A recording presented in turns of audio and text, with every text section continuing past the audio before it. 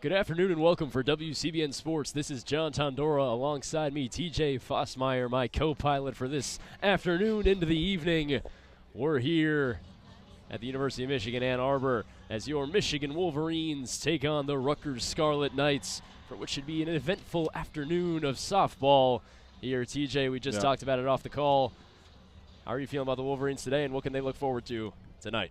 I mean, they need to get back. I mean, they got back in the win column after the midweek in Central Michigan after getting swept by Oregon in Eugene. A couple of close games over there, and recently it's been by the lead of Janisa Conway. She's had a phenomenal season. I mean, she came on the campus last year, secured that center field spot, and has not looked back. And last season was good. You got it even better this year. 135-point jump in average so far.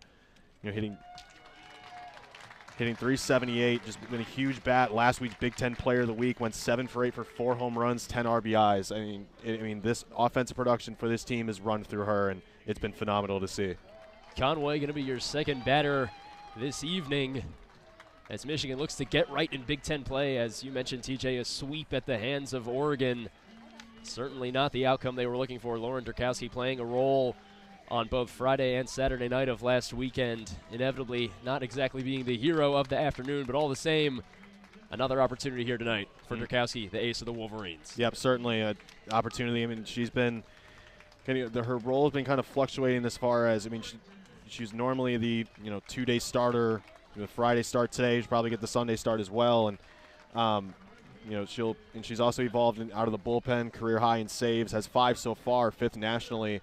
So her role's been kind of evolving, but nonetheless, you get what you get out of her, and she's been phenomenal. So look for her to settle back into the circle after a little bit of a rough showing in Eugene.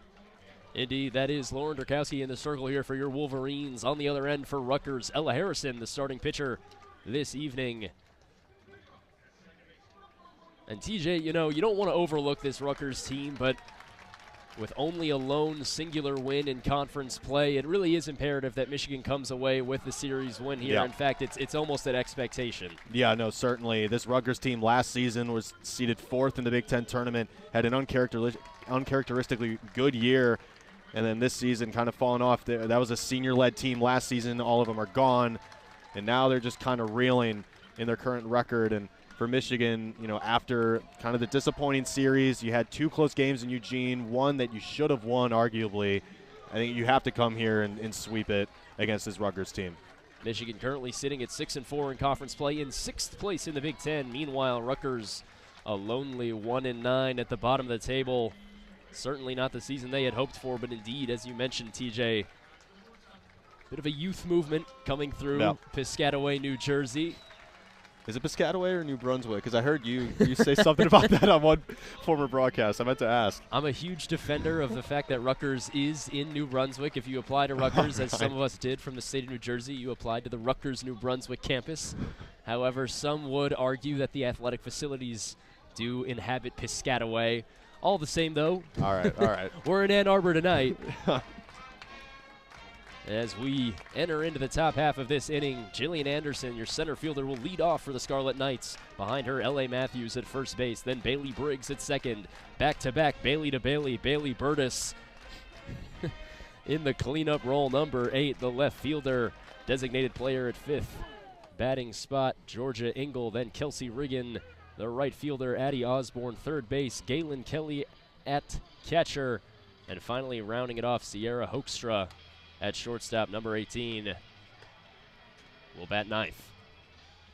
So what's the key here, TJ? Lauren Durkowski, we know what she's all about. There's no question there. Right. But what can be sort of the start for her that allows her to just hit that rhythm and not look back? I think she has to mix it up. She has a lively fastball that tops out at 70, and the way she can pull the string on breaking balls, she needs to find that balance. And when she does, she is dialed in. I mean, she can't rely on either or. She's got to do both. And this top of the Rutgers lineup is really good. Julian Anderson hitting 390, perennial contact hitter, your prototypical leadoff hitter for the Scarlet Knights squad.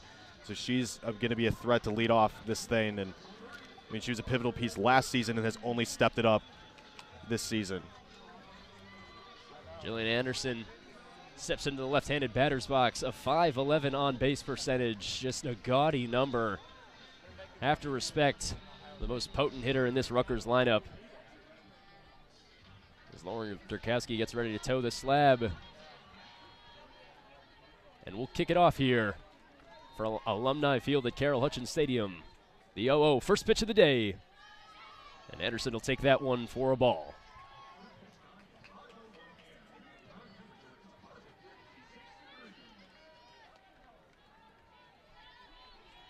Durkowski sets for the 1-0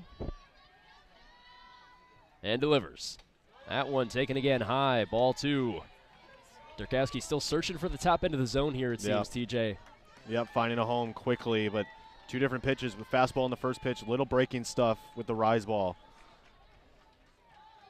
Durkowski for the 2-0. That one taken, drops in again, just a little too low this time. Ball, it's 3-0. That .511 on base percentage really working for Jillian Anderson here.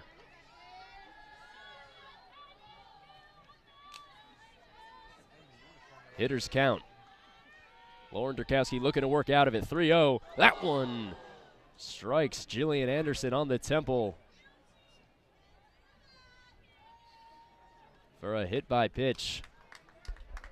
Anderson, though, looking okay. TJ seems to have shaken it off tough. Yeah, no, got up pretty quickly, and the command for Durkowski so far not up to par. Now batting second, L.A. Matthews, another lefty, the first basewoman for the Scarlet Knights. Durkowski sets and deals. That one taken for a strike. First of the afternoon for Durkowski, it's 0-1. You just got to see one hit the zone. Like a little bit of a layup, just see one in.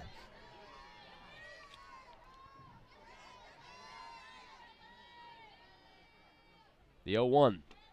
That one slapped right over to Indiana Langford at second base. The Wolverines will look to turn 2, fires, and a double play. Langford to McVeigh and Maddie Ramey finishes it off. And that just looked like clockwork between the middle infield pair of Langford and McVeigh. They make it look so easy to turn 2. And what was a promising start for these Scarlet Knights in the top half of the first. Quickly finding themselves in a 2-out deficit. Bailey Briggs, the second basewoman right-hander, steps in. And the deal from Durkowski, that one falls for a strike. 0-1. Great first pitch off the hand of Durkowski. Breaking ball, just finding the downstairs part of the plate.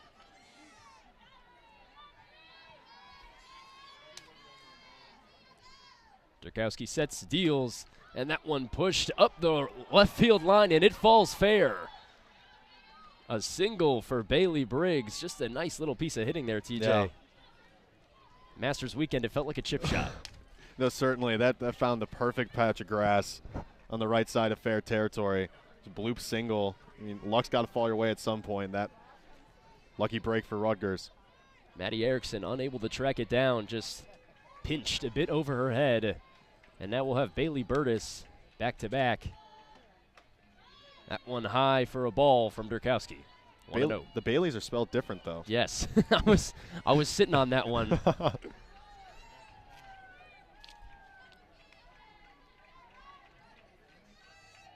The 1-0 from Durkowski. That one high, snagged by Lily Valuemont. 2-0. So 1 on at first, 2 outs, 2 balls, no strikes. Lauren Durkowski looking to end this one early here, this top of the first. The 2-0. That one chipped just foul. Right across the backstop, it's 2-1. Durkowski finding the home with the rise ball, and Burtis was all over that one, could not reach to get up to that.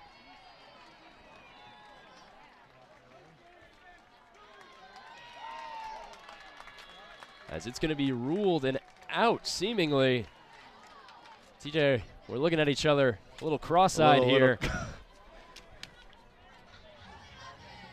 I don't know. I mean, but nonetheless, Durkowski gets out of it after the leadoff hit by pitch, certainly to rattle Durkowski on the mound. The double play really helped her chances there, and got a lucky break there as well. So Rutgers doing a little bit of damage early. Nothing to write home about, though. After the top half of the first, it's 0 runs, 1 hit, 0 errors allowed for Michigan. Wolverines look to respond. It'll be Indiana Langford, as we mentioned, leading off for your Wolverines. Behind her, Janissa Conway at center field. Then Lauren puts Ella Stevenson in right field. Lily Vallimont, the catcher, in 5th. Ellie Sealer batting 6th. Maddie Erickson 7th. Maddie Ramey 8th. And Ella McVeigh 9th. So a little bit of Maddie action here as well. Yeah. I only mention it not because it would be unfamiliar to any of our listeners, but because how often do you have 2 names, 4 spellings in any potential lineup? We got to get the stats department on that one. See if that's ever happened. Yeah, we'll call Alex Miller. I'm sure he's listening. The first pitch taken for a ball. Indiana Langford, just an elite slap hitter. Ella Harrison looking to avoid any potential damage. Corner infielders in, ready for whatever comes next. The 1-0 from Harrison. Taken again, another ball just landing outside. And Langford has certainly surprised me. This leadoff spot was Ellie Sealer's job last season, and Indiana Langford has really come up hitting just under 400 at 393, and the slap hitter has certainly come up after the slight sophomore slump from last season, come up in her junior year phenomenally well. Third pitch of the at-bat lands in for a strike, 2-1. Hard to understate the growth of junior Indiana Langford in her time here at Michigan. The 2-1 from Harrison. That one laid down and foul. Just eking past the left field line. We'll move to 2-2.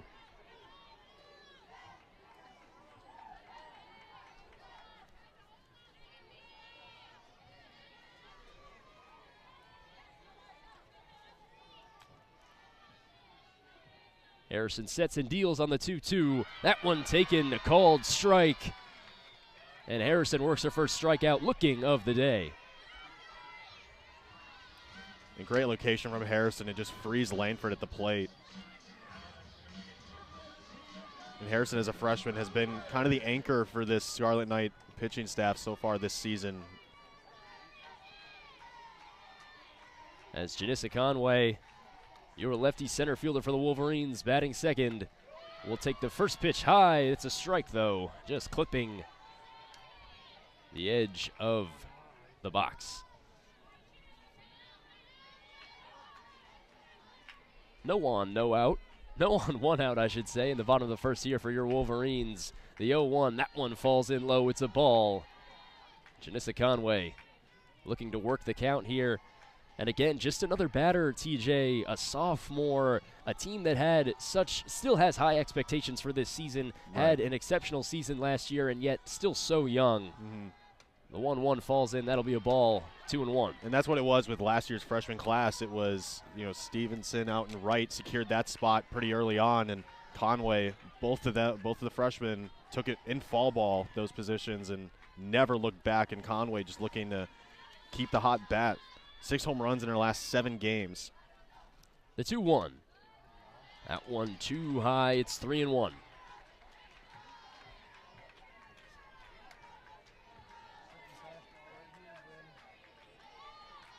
Four underclassmen batting in this Wolverines lineup, starting lineup at least today, as that one chopped foul by Conway. 3-2, we head to a full count.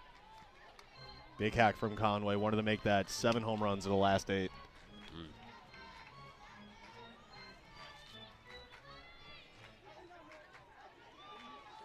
No shortage of power in Conway's bat.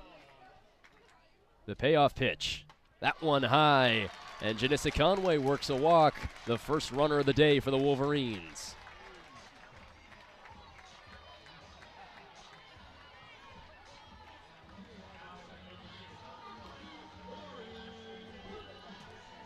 Lauren Putz steps into the box here as she looks to potentially drive in Janissa Conway, or at least add to the pressure on the shoulders of Ella Harrison here. The 0-0.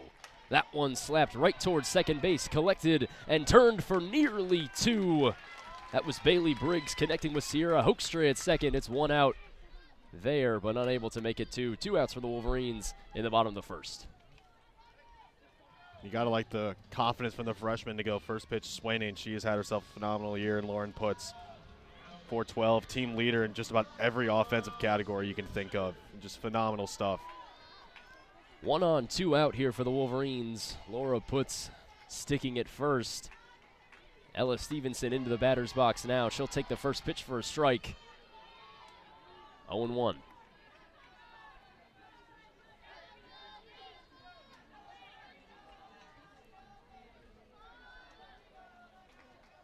The 0-1. That one falls low. It's 1-1. Kelly Galen, the catcher for Rutgers, popping up quick there.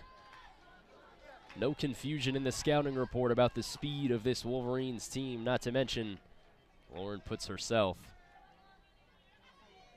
The 1-1. That one tipped foul.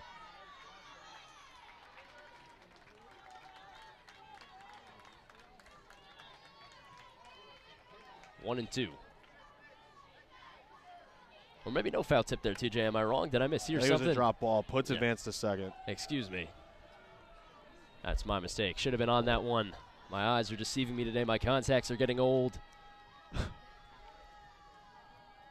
The 1-2 for Stevenson. That one popped up high. Searching for it. Watch out. Was a cavalcade of Scarlet Knights, amongst them right third baseman Addie Osborne, right fielder Bailey Burtis. Unable to come up with it, though. It's out of play.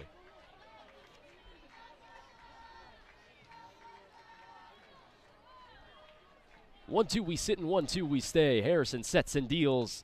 That one swung on, missed, and another strikeout for Harrison. That'll end the bottom half of the first inning, and we'll head to the second. And Ella Harrison so far, the freshman from New York, has looked really good against this top part of the Michigan lineup. 2 strikeouts, and Harrison has got a lot of responsibility shouldered on her in her first year. Has started all 3 games in the last 2 Big Ten series. And just last weekend, had 19 strikeouts against Penn State throughout the whole weekend. And indeed, it seems a strikeout pitcher is the name of Ella Harrison's game. 176 strikeouts on the year. Just complete dominance. We saw it there. The whiff rate, if we had some advanced analytics, would be elite, in my opinion. That'd be great if we had advanced analytics. We had TrackMan right here. That'd be great. A shoestring budget here, WCBN.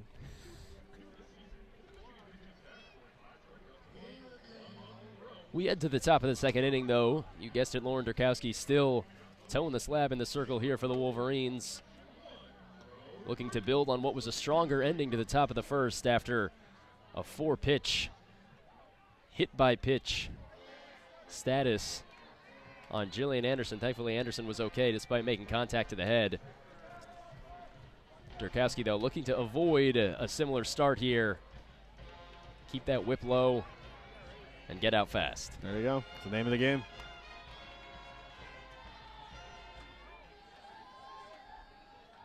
Bailey Burtis steps in for Rutgers.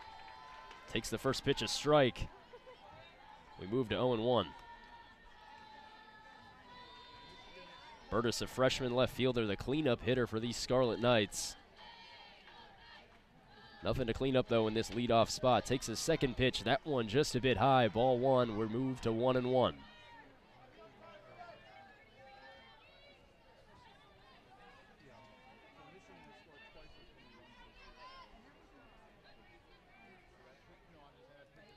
Durkowski sets and deals the 1-1. That one pushed right back to Durkowski. She can't control it, though. McVeigh grabs it, shoots it on over to first.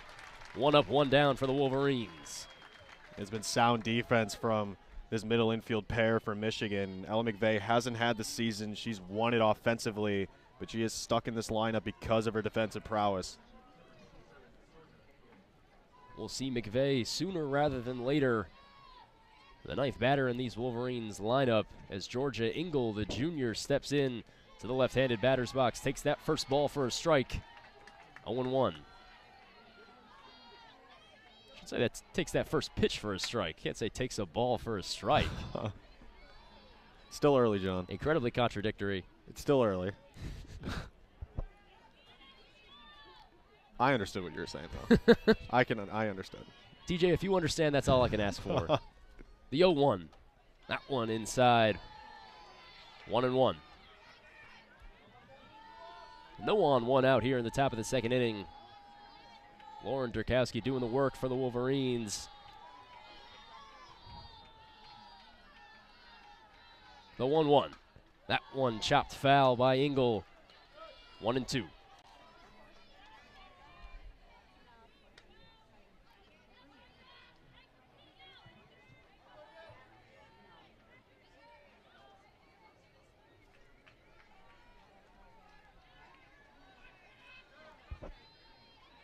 Durkowski sets and fires. The 1-2. That one pushed right towards second base. Langford gets under it, fires over to Ramey, and that'll be the second out of the inning. Boy, the middle infield's been busy today. Indeed. Making it look easy so far.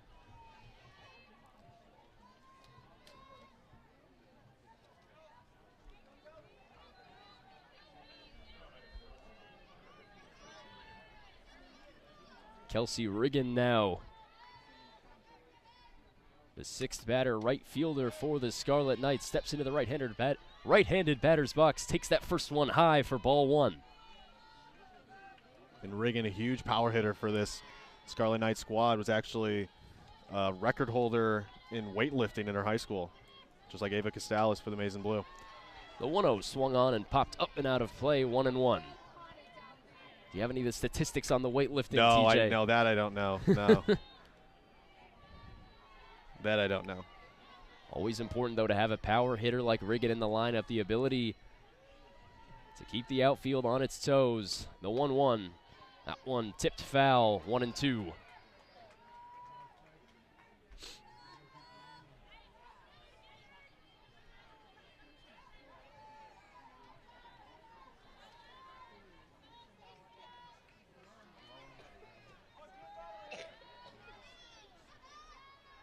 The 1-2. That one taken to an ovation from the crowd here. That wasn't a good ovation, certainly. Great location from Durkowski on the mound. Home plate umpire not buying it, though. 2-2-2. We sit. 2 balls, 2 strikes, 2 outs. The pitch. That one chopped foul once more. Kelsey Riggin stays alive, at least for this at-bat. Michigan faithful, though, thinking that Durkowski had worked her way out of the inning with that last pitch there. Durkowski sets and deals the 2-2. That one high, full count. We move to 3-2. Just miss upstairs with the rise balls. Really found a home with that so far early in this start.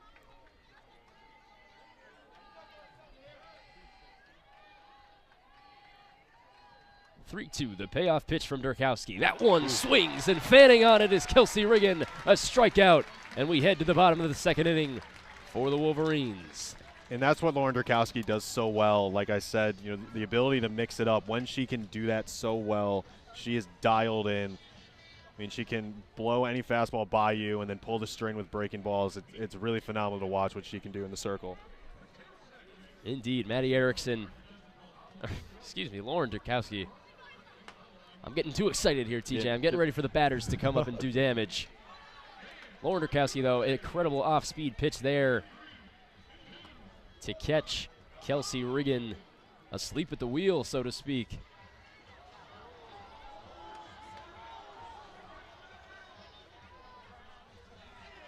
As your defense for the Scarlet Knights from left to right in the outfield, Bailey Burtis in left field, Jillian Anderson at center, Kelsey Riggin in right field. From left to right in the infield, Addie Osborne, Sierra Hoekstra, Bailey Briggs, and L.A. Matthews rounding out first base. We'll stick with Ella Harrison in the circle with Kelly Galen, the sure-handed catcher, behind the plate.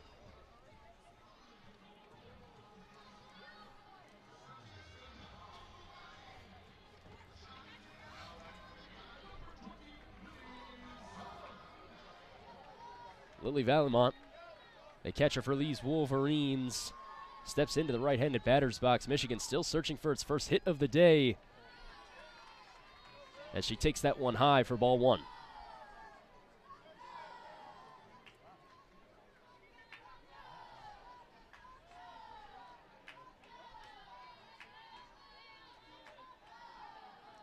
Harrison sets, and the 1-0. That one chopped over to short. Firing on it and catching are the Scarlet Knights.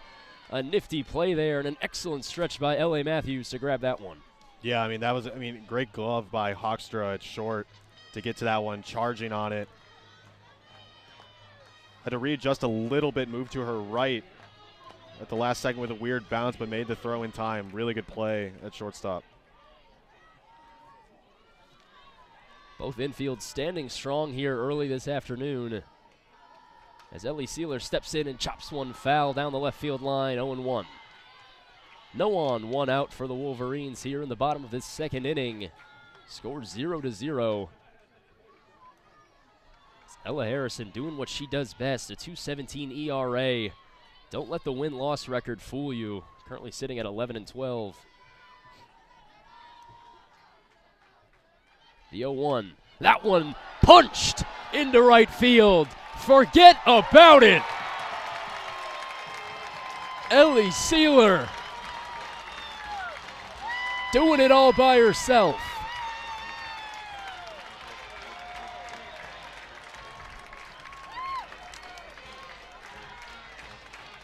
And boy, that was a rocket off the bat of Ellie Sealer into right field. No doubt about that one, as you said. She's normally a contact hitter, not necessarily known for her power, and she immediately puts Michigan with a 1-0 lead. One swing to the bat. As Maddie Erickson will step into the box. Right-handed junior third basewoman. And she'll take that one low for a ball. And just, TJ, as I was waxing nostalgic about the series or season Ella Harrison has had. The 1-0, that one swung on. No contact for Maddie Erickson. We moved to 1-1. In the industry, that's known as the broadcaster's jinx, what you just did, yeah. Ella Harrison. Take note. Yep. Harrison, though, looking to shake this one off. Still a 1-0 game here in the bottom of the second. One out, no on, as that pitch falls in for a strike. Swing and a miss from Erickson. 1-2 we go. And Harrison certainly doesn't look phased in the circle, just going after Erickson. Really aggressive in attacking Maddie Erickson. The 1-2.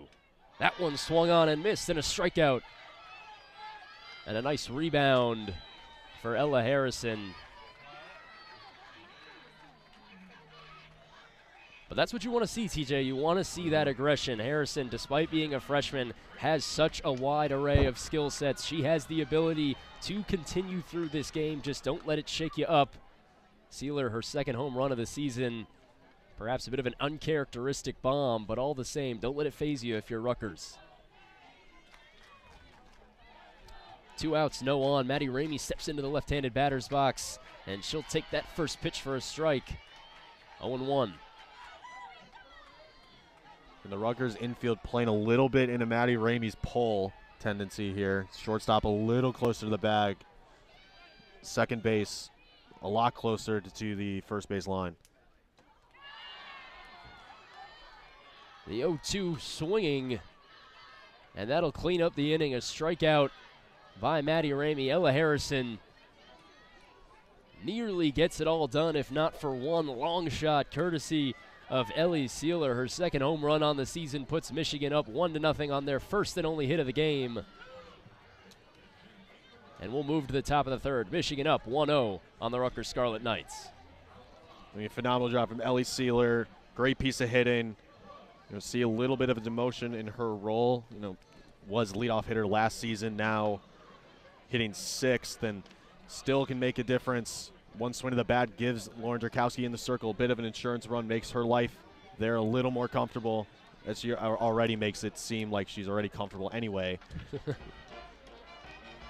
But how about Ella Harrison as well, to not let that home run rattle her and just go through the lineup, or the remaining part of the lineup, and just do her job, settle back in. And again, as you said, I mean, it's good to just attack and be aggressive, especially against Ramey and Erickson, who have power potential and do swing for the fences very often.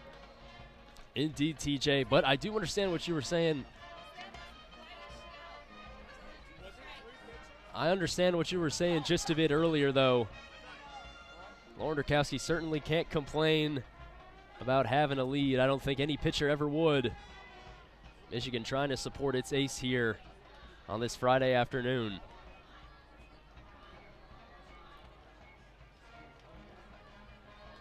Is it Friday afternoon? Saturday? Saturday? Is it Saturday? Saturday? I don't know. I've lost track. I don't know. Air ball.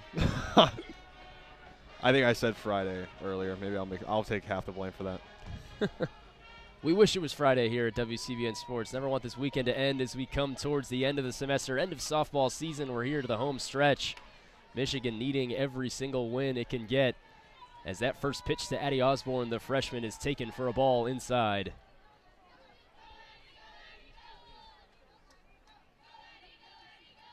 The 1-0.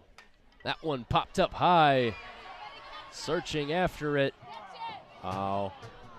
Was Valiamont. She can't get there, out of play. And a nice little souvenir. Oh, no, they might take it back. They take it back? They take it back here, unfortunately. That's brutal. I know Ray Fisher, you could keep him. Here you can't. Which I don't know about that. Durkowski on the 1-1. That one high and inside, 2-1 for Addie Osborne.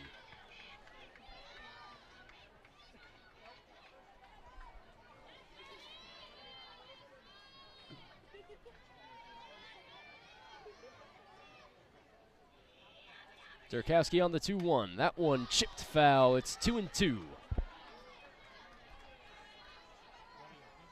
Osborne, not necessarily a contact hitter thus far in her freshman season. 183 average. All the same, though, trying to work this count. Never too late to get something started at any point in the season. The 2-2. That one taken for a strike. And a strikeout looking for Lauren Durkowski. And that's awesome location from Durkowski, just to paint the outside part of the plate against Osborne, who, as you said, has not been hitting at a phenomenal clip this season.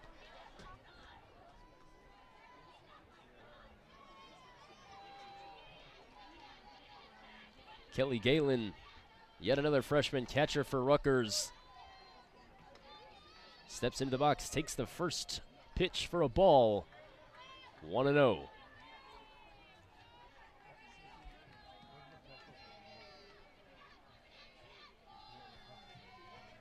The 1-0. That one slapped and pushed foul. We move to 1-1. Galen, though, just another element of what is such a young team for these Scarlet Knights. 4 freshmen in their lineup alone. Yep. Certainly a lot of turnover from last season, and Kelly, not necessarily known for hitting prowess, a lot better defensively. Has caught 11 runners stealing so far from behind the dish. No running on Kelly as the 1-1 falls in for a ball. 2-1. No on, 1 out here in the bottom of the third. Lauren Durkowski has made mostly quick work of the Scarlet Knights thus far. As incoming, the 2-1. That one swung on, missed. 2-2. Kelly unable to make contact on Durkowski there on the slap hit attempt. Made it look silly on that one. Couldn't be earlier on that pitch.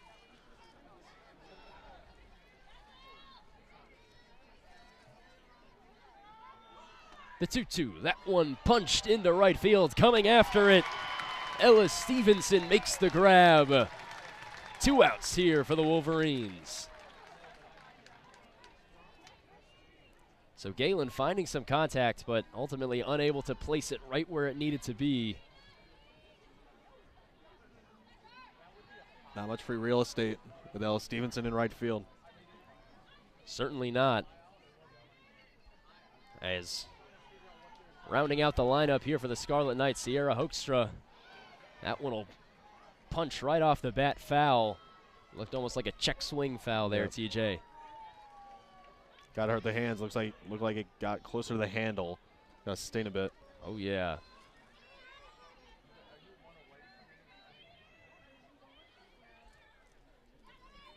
The 0-1 from Durkowski. That one falls just outside 1-1. But, yeah, when you're playing with aluminum bats, composite bats, any bat, honestly, TJ, I don't know how much baseball or softball you played growing up, but just always those ones that get you in on the hands. Yeah. Always strike a nerve, both literally and physically. 1-1. That one high. 2-1.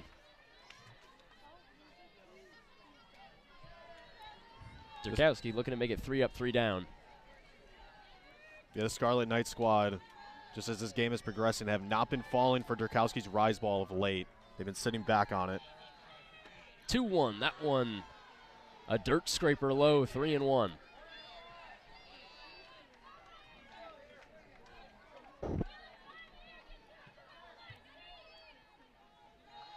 Hitters count here for Sierra Hoekstra. Durkowski sets and deals. That one slapped foul, 3-2. We move. Good fight from the 9-hole hitter, though. Great fight indeed. Another player, 138 average. You don't want to harp on average too much. But at the same time, these are excellent at-bats for young players looking to make a difference, perhaps not only in this season, but going forward in their careers as Scarlet Knights. The payoff pitch. That one tipped foul, and Hoekstra stays alive.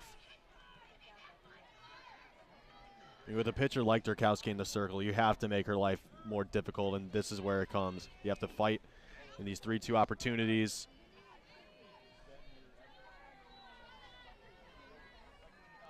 No on, 2 outs, 3-2, full count here in the bottom of the third. Durkowski sets and deals. That one gets right by Hoekstra. A strikeout for Durkowski. And she gets out of the inning unscathed. 3 up, 3 down, no hits, no walks, no runs for the Scarlet Knights as we move to the top of the fourth. Or bottom of the third.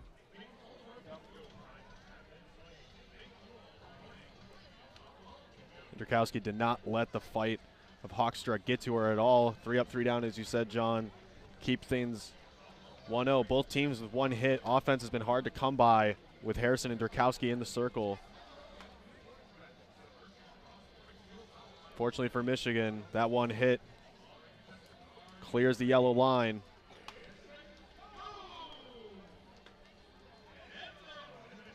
Indeed.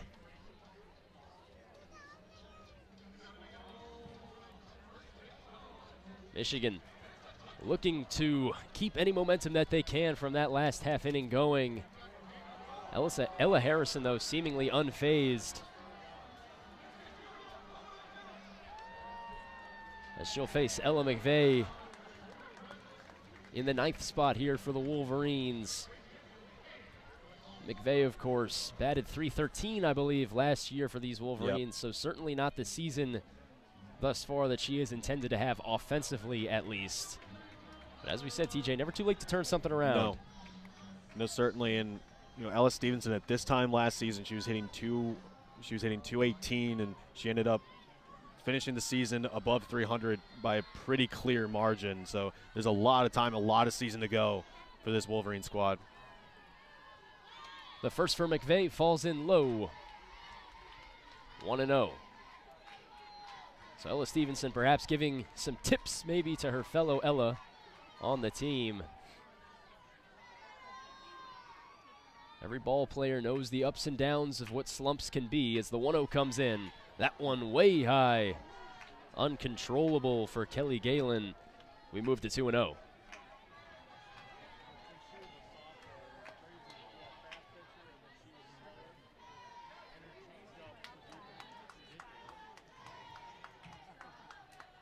Harrison sets and deals on the 2-0. That one just clips the inside corner, 2-1.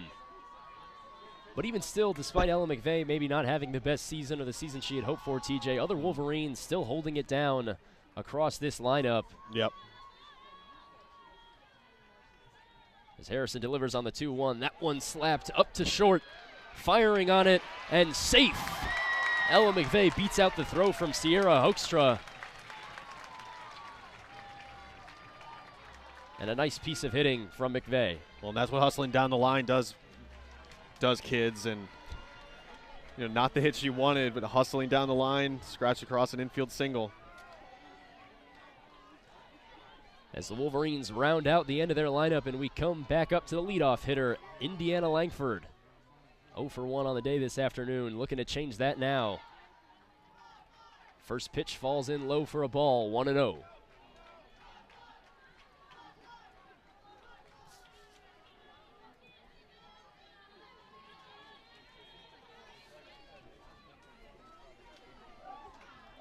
The 1-0 to Langford. That one chopped up and snagged by Harrison. She fires over to first for the out. As Ella McVeigh is pushed to second base.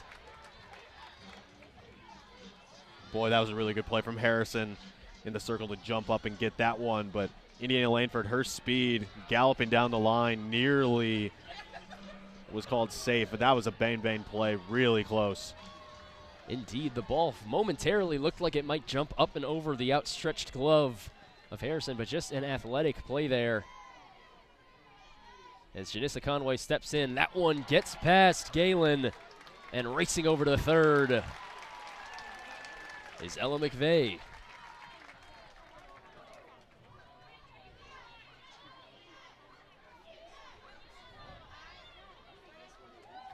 "1-0 for Harrison. Runner in scoring position on third is Ella McVeigh. Harrison sets and deals that one low for a ball. It's 2-0. Nice heads-up play by McVeigh there on the passed ball to move over to third. Harrison sets and deals. That one slapped right back to Harrison. She'll look to hold McVeigh. Fires over to first for the out. So again, wonderful heads-up play there by Harrison. Yeah, to check the runner at third. Conway just got over the top of that one to ground that one. A little disappointed herself as she was running down the line, but there's nobody else you want other than Lauren Putz, who's stepping in right now. 1 on, 2 out for the Wolverines here in the bottom of the third. Ella McVeigh, your runner at third, as that one floats in high for a ball from Harrison.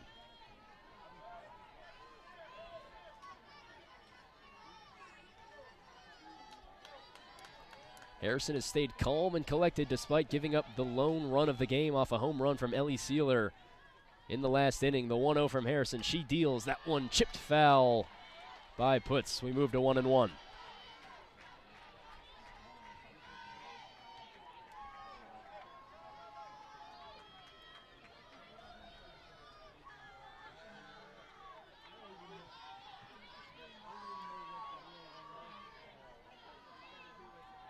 Harrison sets and fires.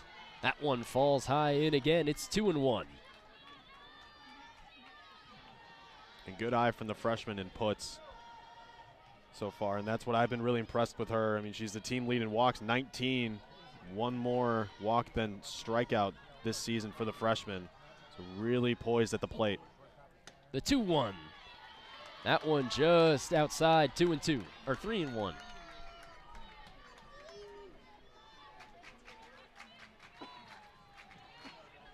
Hitters count here with 2 outs for Lauren Putz.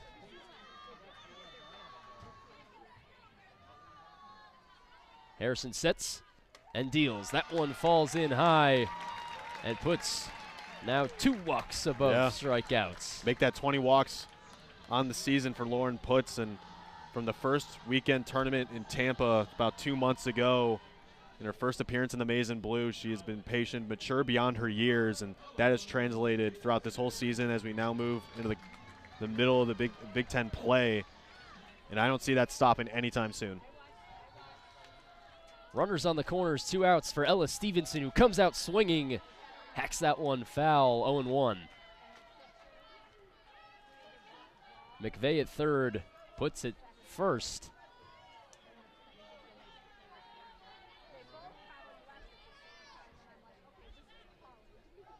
as Harrison sets for the 0-1. And the pitch. That one popped and racing down the left field line, but out of play. Bailey Burtis chasing after it, but running out of real estate. 0-2 for Stevenson. Yeah, got a good stitch on that one a little early from Ella Stevenson. Harrison on the doorstep of working out of trouble. The 0-2. That one taken for a strike. And Ella Stevenson, strikeout looking. Ella Harrison getting out of the jam a little bit there. We stick at 1-0, your Michigan Wolverines in the lead. And Harrison has looked incredibly poised, being in multiple jams, and even when Ellie Sealer hit home run in the second, she has looked incredibly poised, has not let anything get by her or get into her head, really, with McVeigh at third, one down, calmly got out of the inning. And, you know, the freshman surprisingly poised against this really potent Michigan lineup. Indeed.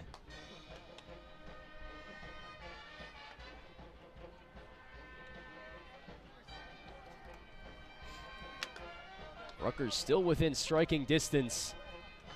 If they have the ability within them to crack the code that is Lauren Durkowski. Thus far, only one hit on the day. A poked ball that just got over the outstretched grasp of Maddie Erickson at third. Outside of that, though, not an entirety of productive at-bats. And TJ, you've called a number of games for these Wolverines. You've Certainly. seen Lauren Durkowski go to work time and time again. Certainly. If you're the Scarlet Knights, we've seen they've been sitting on risers. They've been waiting on certain pitches. What do they have to do to try and string together some hits? I think you can't let the rise ball get to you at all. If you read that, you take that out of the equation for Durkowski, and then you limit her options. That's what makes opposing offenses much better. You just limit what Lauren Durkowski does, because when she mixes it up, as I have said, that's when she looks dialed in. You have to take away any possibility, and I think that starts with the rise ball. First pitch for Durkowski lands low and outside, 1-0. The ever-dangerous Jillian Anderson, the leadoff hitter for these Scarlet Knights, was hit by pitch in her initial attempt here. The 1-0. That one falls low again. It's 2-0.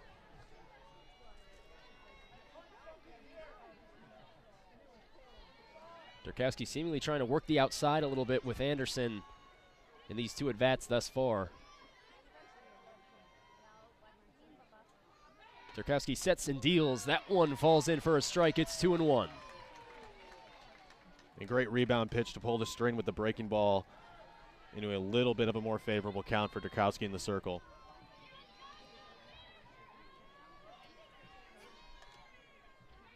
The 2-1. That one clips the inside corner. It's 2-2.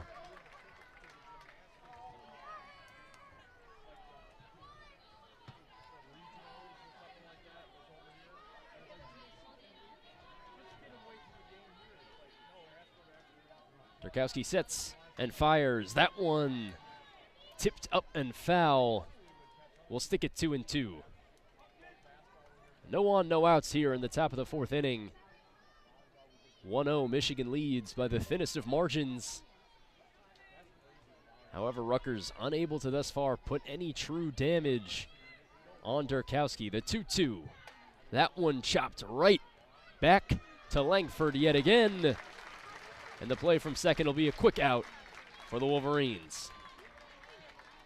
And that credit goes to Durkowski on the mound, was able to mix it up, had Anderson way out early for the weak contact, easy fielding opportunity for Langford at second. And it's Durkowski's ability to mix it up and put a real question mark in any opposing hitter's minds as to what she's going to pitch next. That's when she looks dialed in, and she has looked all that so far. First pitch from Durkowski on is high. 1-0.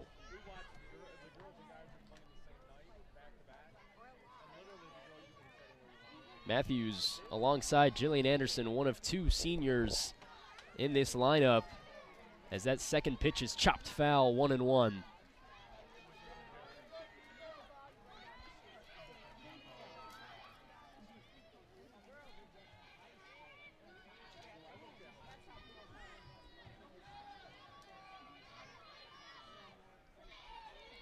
The 1-1. That one sent down the line, collected by Erickson. She'll fire. Boy, I've done I don't know how many softball broadcasts at this point in my brief broadcasting career, but Maddie Erickson's got a cannon of an arm at the hot corner. Every game I call, I have to showcase that.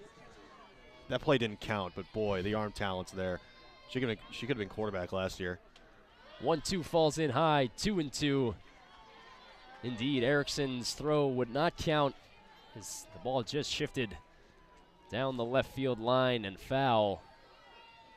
But no question about the juice that resides in the arm of Maddie Erickson. Got some zip on it, certainly. The exact prototypical player you want at third base. As the 2-2 from Durkowski, that one fanned on by L.A. Matthews. 2 up, 2 down for Dirk. And there's the high rise ball. The Scarlet Knights have not been biting on that one, but Matthews could not catch up as that one was rising towards her, and she paid the cost. Bailey Briggs now the third batter in the lineup, third of the inning for the Scarlet Knights. She'll see that one in high, 1-0.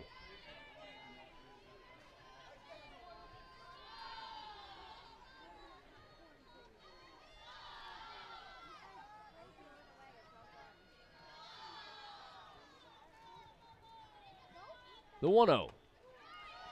That one falls in for a strike. It's 1-1.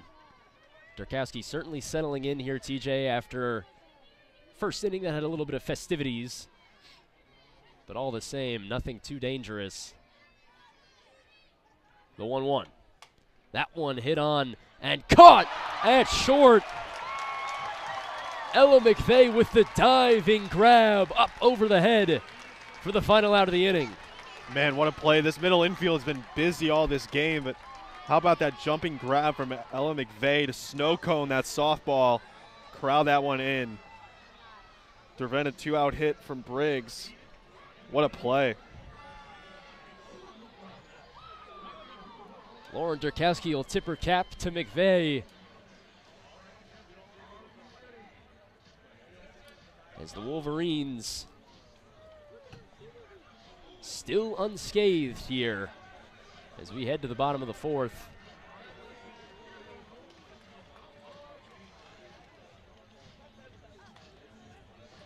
Your incoming batters to the Wolverines, Vallimont Sealer, the damage doer, and Maddie Erickson, who we just raved about. At least 3 coming up for Michigan. As we cross the midpoint of this afternoon, TJ. Softball games go much quicker than baseball games, I got to say. Much quicker. It's refreshing after, 2 weekends ago I did all 3 baseball games for Really? WC. Yeah. What series was that? Penn State. Penn State. They're a solid team. A solid Big Ten team.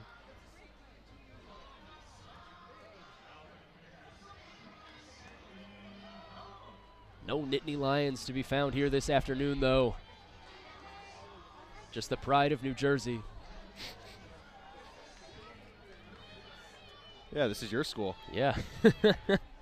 Ella Harrison sticking in for the bottom of the fourth. She'll send one in for Lily Vallimont. That one falls for a strike. 0-1.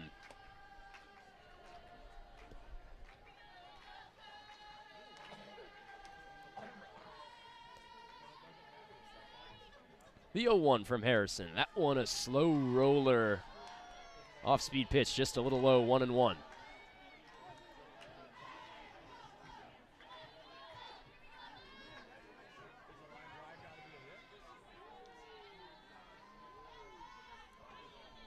Harrison sets on the 1-1 and fires. That one just low once again. It's 2-1.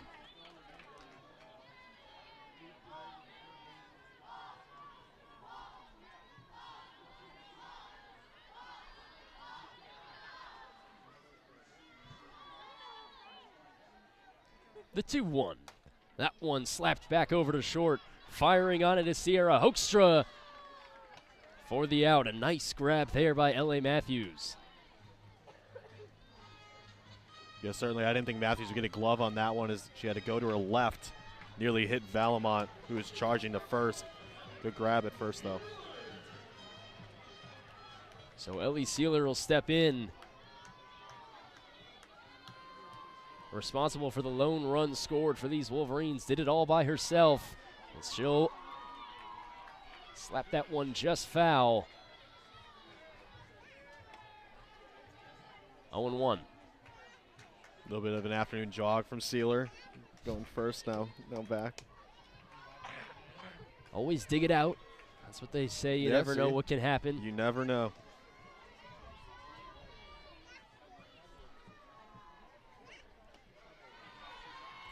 As the 0-1 falls in low, 1-1. Addie Osborne, the third basewoman for these Scarlet Knights, coming in on Sealer a little bit here down the left field line.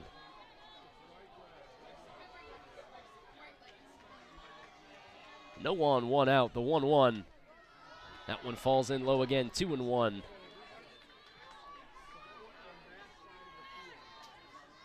Harrison's command so far in the bottom of the fourth has not looked phenomenal like in the past 3 innings. Everything's been a little bit downstairs from her command. The 2-1. That one, again, low, as you mentioned, TJ, low and outside, 3-1. Hitters count for Ellie Sealer. We'll have to see if she changes her approach here.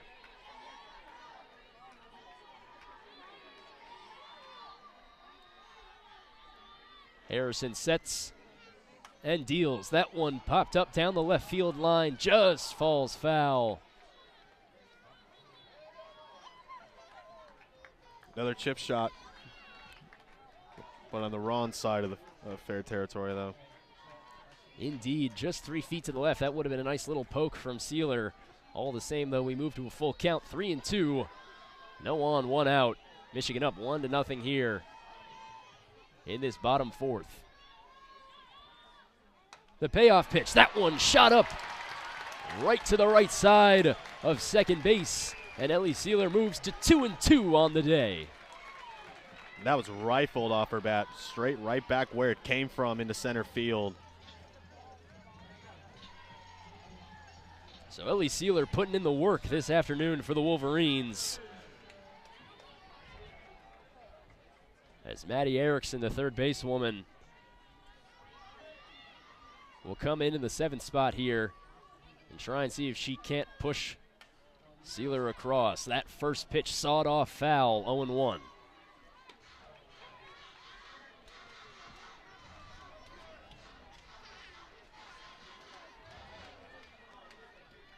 So yet another test here, 1 on, 1 out for Harrison to see how the freshman can maintain her poise.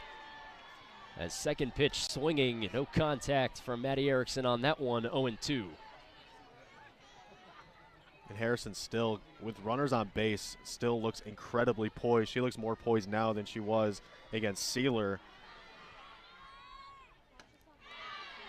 3 pitches, 3 swings, 3 strikes, 1 on a foul, and a strikeout.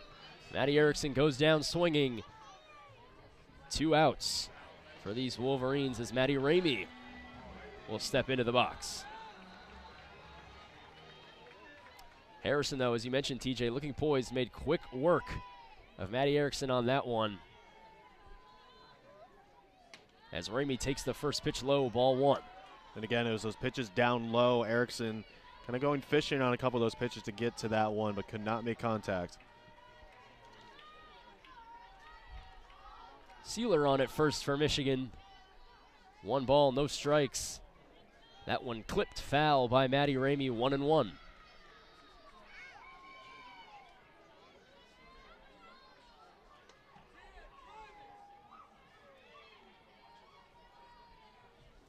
As the umpire will walk out to the circle, make a quick change here.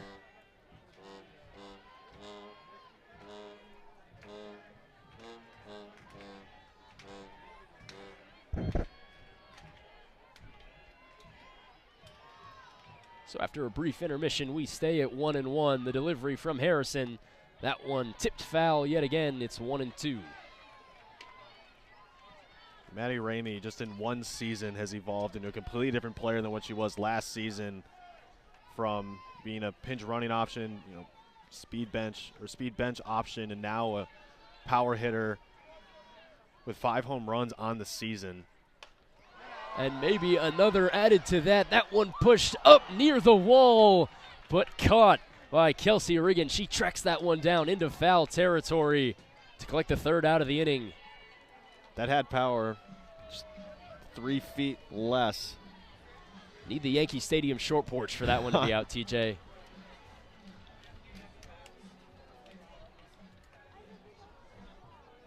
Maddie Ramey gives one a ride there. Just not enough length. As we head to the top of the 5th inning.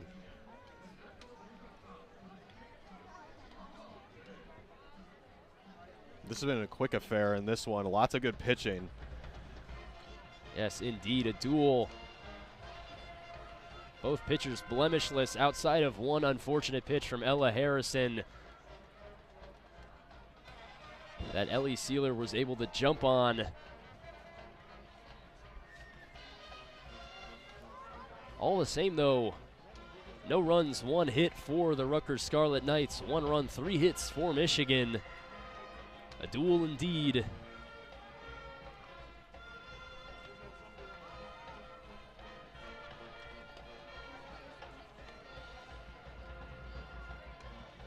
And Lauren Durkowski has not had even many base runners on. She has made quick work of this Rutgers lineup up and down now pretty much twice through. So she has looked dialed in, and again, it's been through how she can mix it up, how she can pull the string on the breaking ball and just on the next pitch blow it right by you with the fastball. Rutgers, 1 of 11 on the day, sporting a .091 batting average against Durkowski. 0 runners in scoring position for the Scarlet Knights today. As Bailey Burtis hopes to change that, she'll step in and take one for a strike, just clipping the top of the zone. 0-1.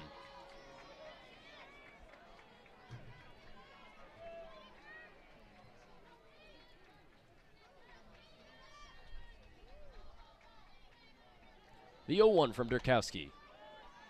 That one just outside. It's 1-1.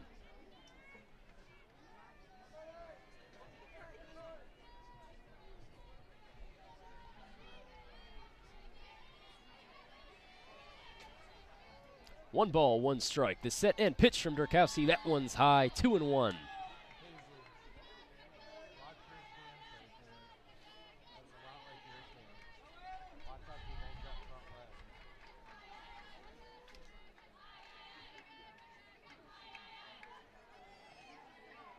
Durkowski sets and delivers on the 2-1. That one pinched foul by Burtis. 2-2. It's a wonderful day here, TJ, for some softball. Alumni Field at Carroll Hutchins Stadium. Which was a little warmer, though, for middle of April, though. Thankfully, though, some sunshine keeping us warm here, or as warm as we can possibly be. The 2-2 from Durkowski. That one pinched right back up to the first base line, running after it, collecting it, and connecting it. Indiana Langford chips it over to Maddie Ramey for the 1st out of the inning. And Burtis nearly reached on that, slid into first. Don't see that very often. Close play, but quick pitch from Langford to get it over to Ramey.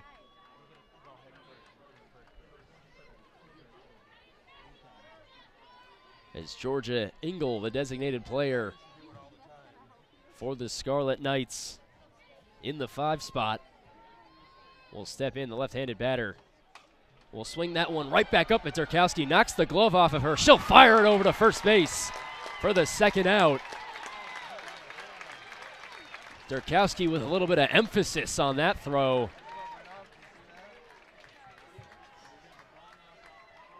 Looked like she knocked it down with her glove.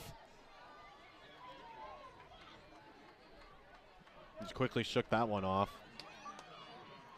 Durkowski with a nod and a look over to the dugout alongside the first base line.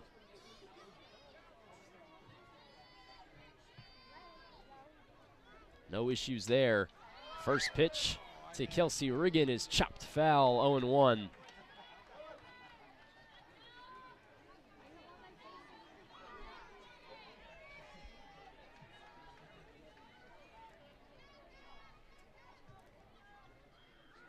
as Zurkowski looks for some time here before her next pitch.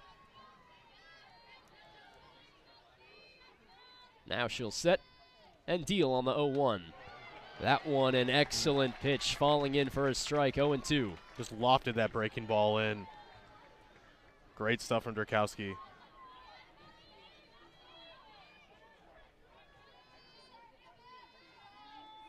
Zurkowski on the doorstep of getting out of this inning, and she'll do it right there. Called strikeout looking, Lauren Zurkowski. Add another tally. And she has made easy work of this Rutgers lineup. As you said, no runners in scoring position at all for Rutgers has made it look so easy in the circle.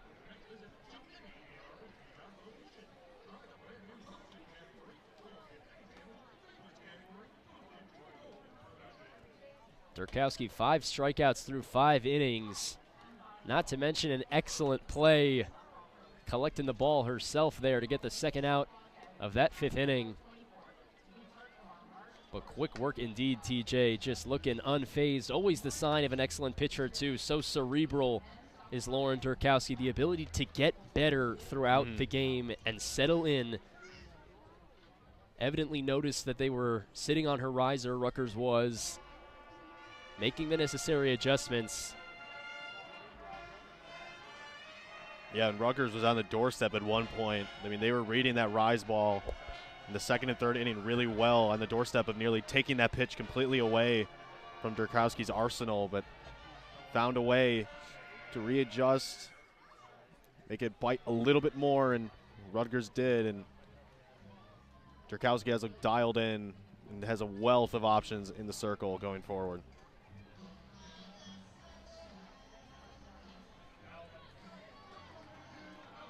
As Ella McVeigh in the 9th spot here, it'll be McVeigh, Langford, and Conway at the very least for Michigan here in the bottom half of the 5th inning.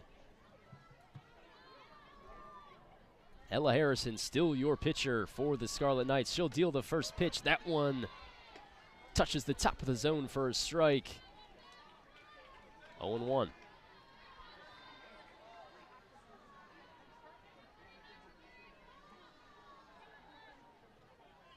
Harrison deals. That one chopped foul. 0-2. Corner infielders, though, TJ, looking so eager to get up on that ball. I mean, she'll always show bunt and pull back. So clearly, these corner infielders have read the scouting report.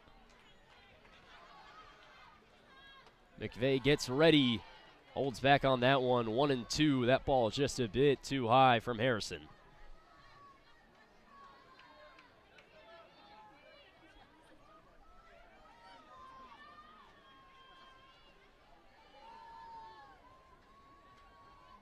The 1-2. That one falls in low, 2-2. McVeigh working the count now, a senior. That's that level of experience. Never getting too high or too low despite going down 0-2.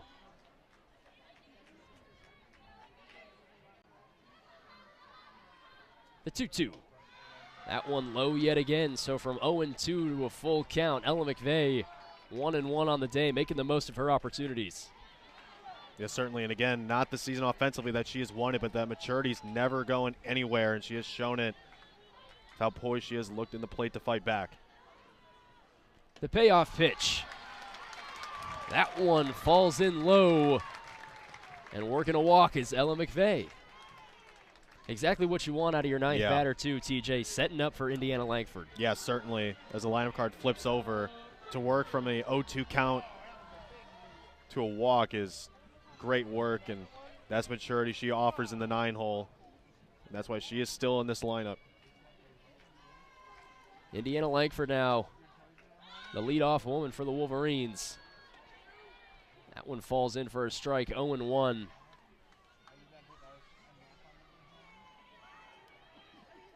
And Osborne again at the hot corner, eager to catch up to Langford, the slap hitter. Might throw down a bunt for the sacrifice. We'll see, maybe. The 0-1 taken by Langford, 1-1. And we'll have to see how, again, Ella Harrison responds here. That walk going from 0-2 4 balls, all of them low, I believe, TJ. Yeah. So as you mentioned, that kind of low angle location, Harrison keeps going back to it, but increasingly to no avail. The 1-1. That one laid down and foul.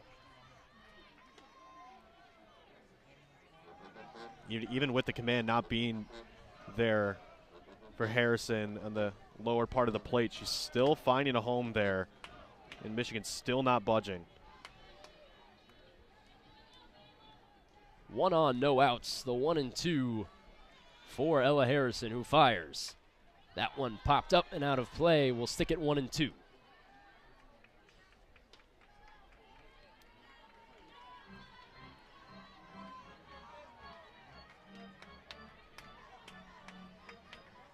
Langford 0-2 on the day thus far.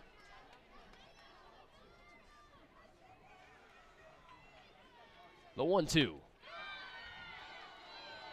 That one just outside, it seems, TJ. Yeah. Home plate umpire not budging. It's 2-2. The few Rutgers fans that are here did not like that call. Small but mighty crowd for the Scarlet Knights on the 2-2. That one falls in low yet again, and back-to-back full counts for Ella Harrison.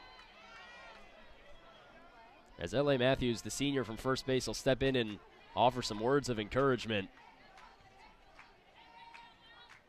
As we segue into the payoff pitch from Harrison, who sets and deals. That one tipped up and out of play yet again, foul for Langford. Yet again, great fight, great patience from this Michigan lineup, and that's one thing that has translated from the jump from Tampa to here. Incredible patience up and down this lineup. The 3-2. That one on the slap attempt. Langford did make contact, and the ball bounced up and off, I believe, her leg, TJ. Yep. And we'll do it all over again.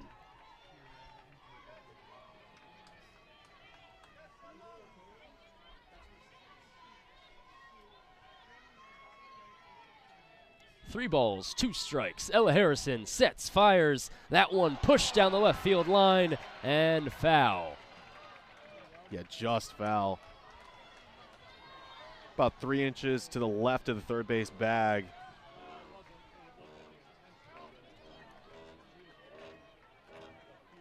Indiana Langford showing some of that junior maturity, as we keep saying, just the ability to not get impatient, stick out this battle of wills between her and Harrison. The 3-2. That one tipped up. And back behind the backstop, a foul yet again. I should have brought my pitch counter, TJ. Forgot it at home? Yeah, forgot it at home. Yeah.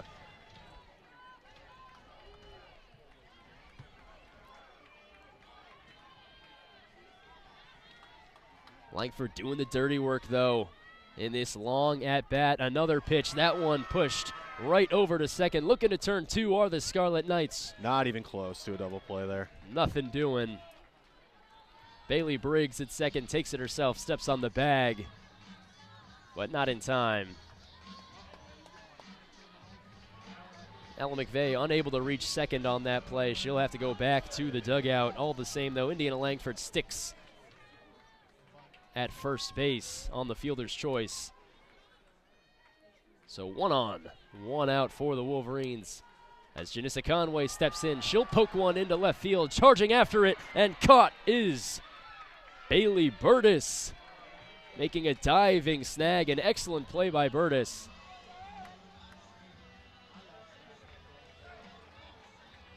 And we'll have 2 outs now, so Ella Harrison undaunted, TJ. Yeah, certainly. At any point. McVeigh advanced on 6 pitches. That was an 11-pitch at-bat from Indiana Langford, and first pitch swinging from Conway for the out. As Lauren Putz will take that one in. First pitch looking, ball 1.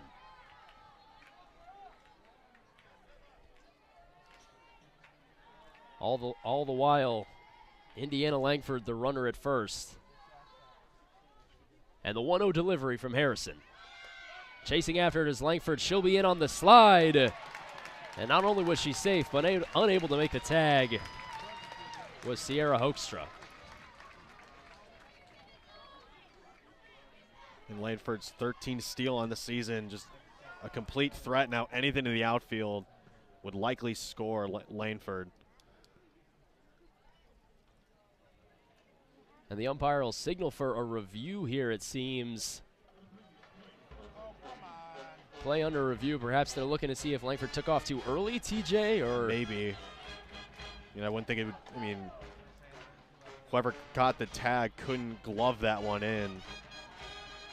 I thought she went on time. If that's the question, I thought she went on time.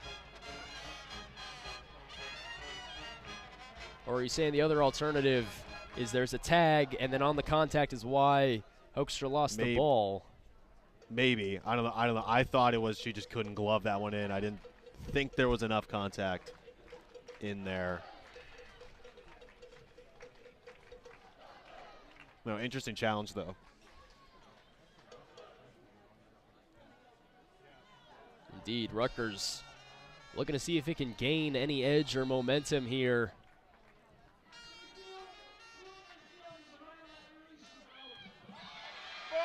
And a good challenge indeed by the Rutgers captains of ship there.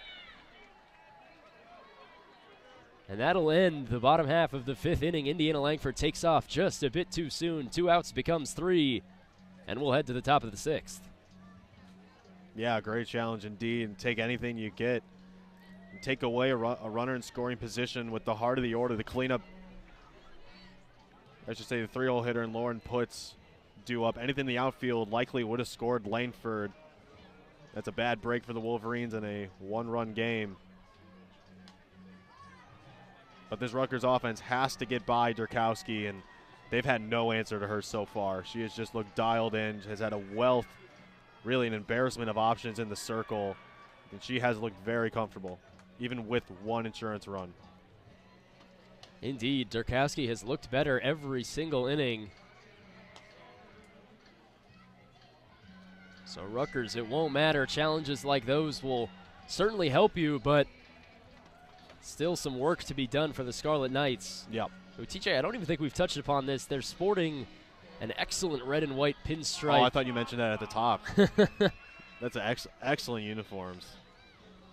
Michigan in the white top, blue bottom, whereas Rutgers in all scarlet with white pinstriping. With the cursive Rutgers, oh.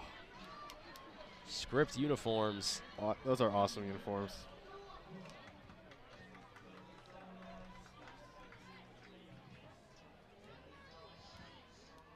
Trying to copy the Yankees with the pinstripes, you think? Who knows? Steinbrenner wasn't a big donor for Rutgers in his time, maybe? I don't think anyone's a big...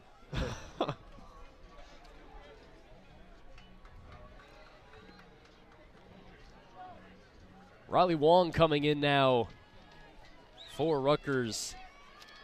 Substitution. Try to spark some life into this Rutgers offense. Rutgers batting, I should say. She'll take that one in for a strike, 0-1.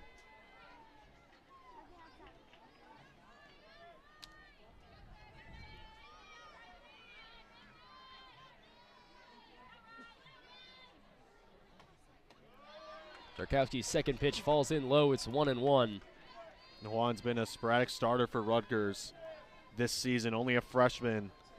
Been the #1 bench piece, go-to pinch hit opportunity given by Coach Butler.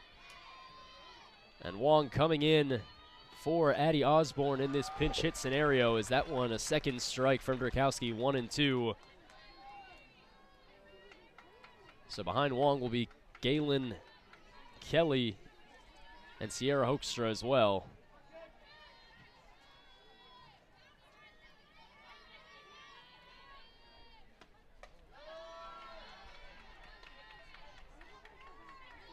Second ball in there, it's 2-2, so Wong instantly coming in, trying to work the count. Has had the luxury of seeing Durkowski through a number of these at-bats today. The 2-2. That one swung on, pinched up and over the outstretched arm of Ella McVeigh, so unable to corral at that time McVeigh, and finally the Scarlet Knights have their second hit of the day. So some instant offense from Wong. Certainly, and for the Scarlet Knights, it just took a fresh face at the plate to take down Durkowski. McVeigh trying on the outstretched glove, could not piece it that time, as you said, John. Nice effort, just well placed. As we'll have yet another lineup change. Haley Stripling coming in for the Scarlet Knights.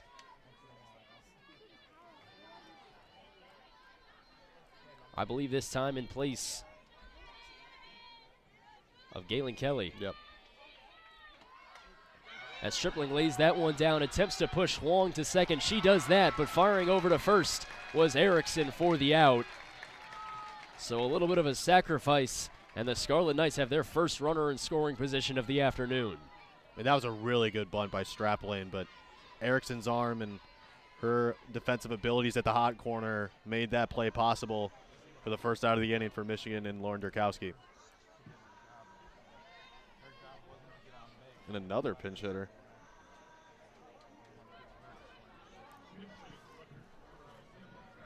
Indeed, evidently, Kristen Butler, the head woman for this Rutgers Scarlet Knights team, has seen enough. As Stephanie Kraska comes in, 9th in the lineup now for the Wolverines. As Durkowski's first pitch goes in for a ball. Yeah, just upstairs on that rise ball.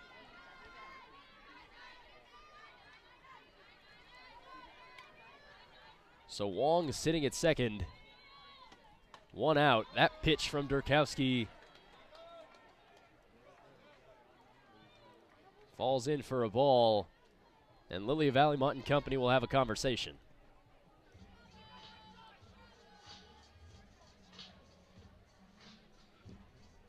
Bit of a meeting with pitching coach Jen Brundage. Something she hasn't seen this afternoon, a runner in scoring position.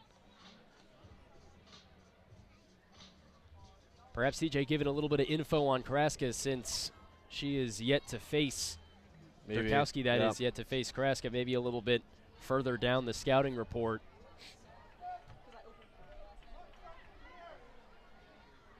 So after a brief intermission, we stick at 2-0, one out. Runner on second is Wong. The pitch, that one just high. It's 3-0. Stephanie Kraska, again, third consecutive pinch hitter.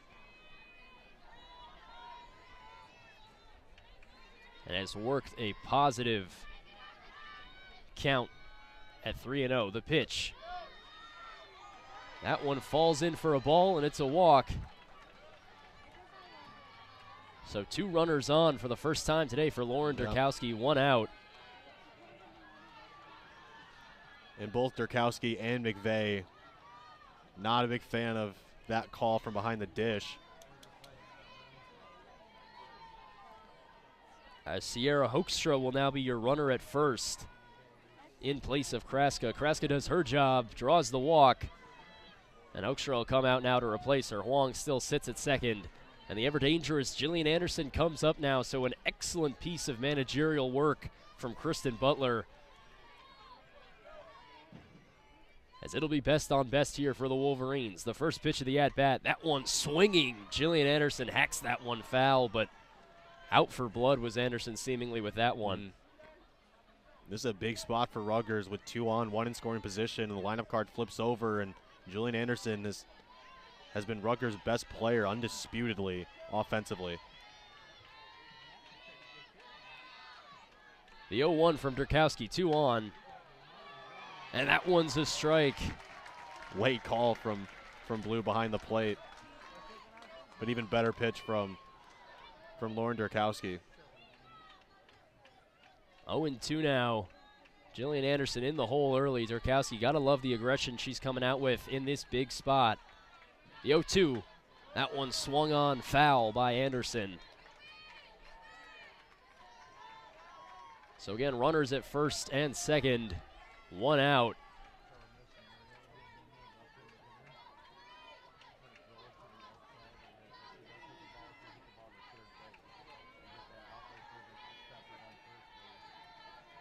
Durkowski sets and delivers. This one just high, 1-2.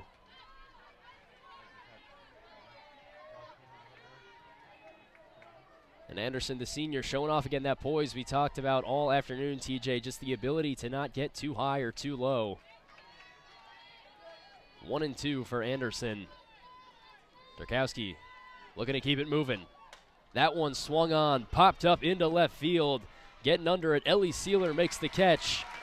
Runners will hold at first and second. Advantage Durkowski in that battle. Yeah, I mean, that was a great sequence from Durkowski. 0-2, decides to go upstairs with the rise ball. She had a wealth of options. Can afford a pitch way upstairs, see if Anderson will go chasing, but that's a big out for 2 down now. 2 outs, 2 on. Sierra Hoekstra, your runner at first. At second, Wong. And L.A. Matthews will step in, takes that first pitch for a strike. It's 0-1.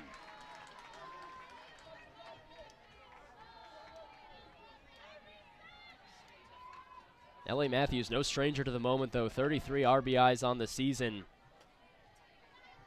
Foremost leader for these Scarlet Knights in this current lineup setting. The 0-1, that one swung on. 0-2, fanning on it was Matthews.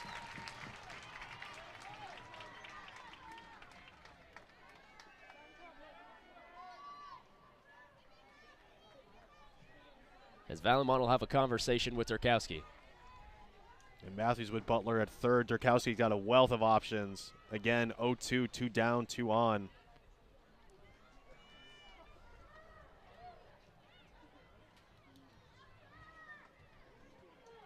We'll have to see here after a bit of a fastball there, I believe, by Durkowski, if she wants to string it with the off speed or if she elects to keep working the count here. I bet she'll pull the string with a breaking ball. We'll see, though. And the pitch. That one just high. So she goes with the riser, it seemed. Same thing she did against Anderson, 0-2. You can afford to do that to see if they'll chase. 1-2. The count still in favor of Durkowski. As she sets and fires. That one swinging. Got her! Lauren Durkowski with an exclamation point.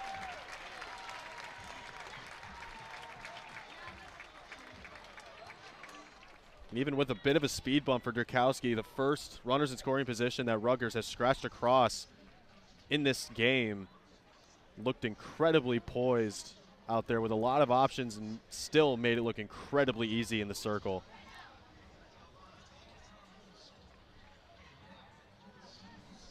And now Michigan looking to add just a little bit more of insurance for Durkowski in this bottom 6th inning. But again, Rutgers with Kristen Butler, really an excellent managerial maneuver. Certainly. To get 2 runners on, their most potent offensive spurt of the day, but a spurt it would only be.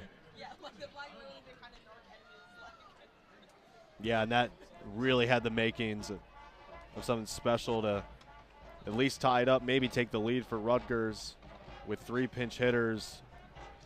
You get one of them to work out, the lineup card flips over to your 2 most potent batters of the season. You never know what happens, but again, even better performance, even better pitching spurt from Lauren Durkowski in the circle to squash that one quickly.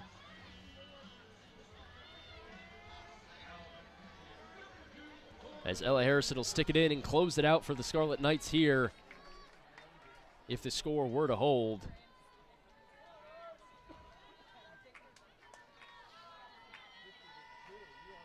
That first pitch in, Lauren puts the batter. That puts, the batter 1-0. Again, we'll see if Harrison can adjust. She has found a home at the downstairs part of the plate. A lot of misses down there. We'll see if she adjusts. That one high, 2-0. It was a good observation by you, TJ, though. And I think Michigan made the adjustment, willing to wait a little more on those lower deals from Harrison. The 2-0. That one swung on, punched out to center field, headed into the gap, and off the wall for Lauren Putz. She'll round second, hold up.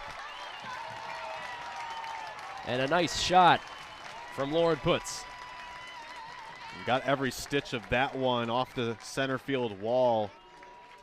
And the freshman comes in big. She's been a mainstay in this lineup ever since she has donned the maize and blue. I've been really impressed with her. She's been really good, and she has a really good chance in 4 years to be one of the best to wear the maize and blue for this program. I really believe that. Add just one more double to the tally as Ella Stevenson comes in, takes that one for a ball.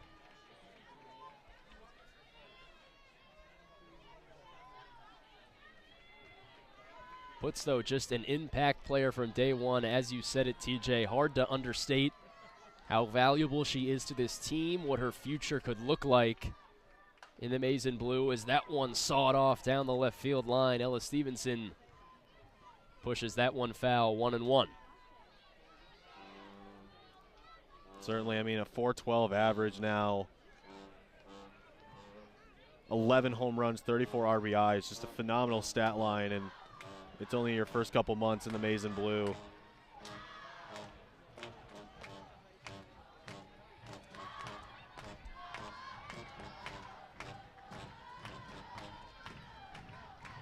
Puts your runner in scoring position on second. Ella Harrison towing the slab, sets and fires. That one right down Broadway, a strike, 1-2 for Ella Stevenson.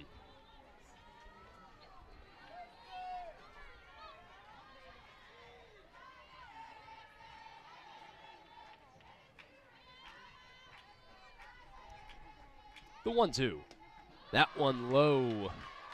2-2. Stevenson evens the count.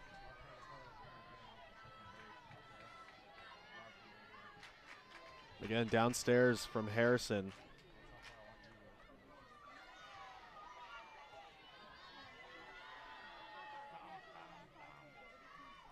The 2-2. That one swung on. Tipped foul by Stevenson. She'll stay alive, and the count will hold.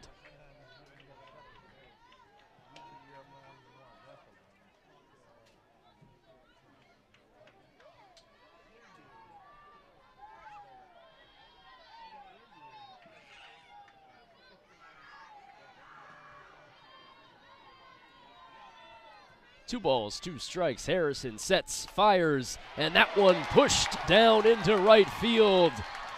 Rounding third is Putz, and she'll hold up on the single from Stevenson. And that was an excellent throw from Riggin out in right. Frozen row from out there. Kept Putz at bay at third. She had every intention of rounding third to make this a two-run ball game. Coach Stoll puts on the stop sign. All the same, though, the Wolverines playing with house money, at least momentarily. Runners on the corners, no outs. Ella Harrison has her work cut out for her yet again as Lily Vallimont takes that one for a strike, 0-1.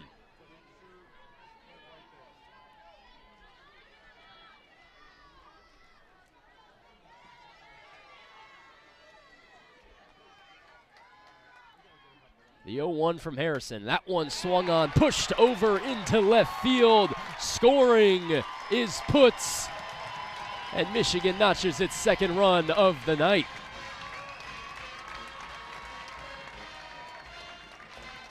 An excellent piece of hitting from Vallimont to poke that one into some free real estate out in left field.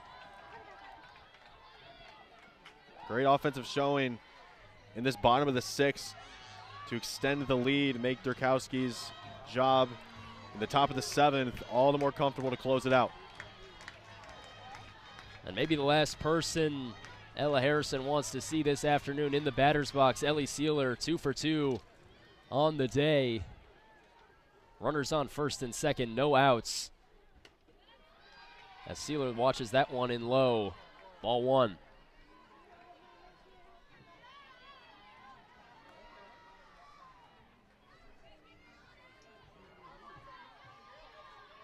So Valamon at first, Stevenson at second. Lauren Putz in the previous at-bat, your scorer from third. As the 1-0 comes in, that's a strike, 1-1.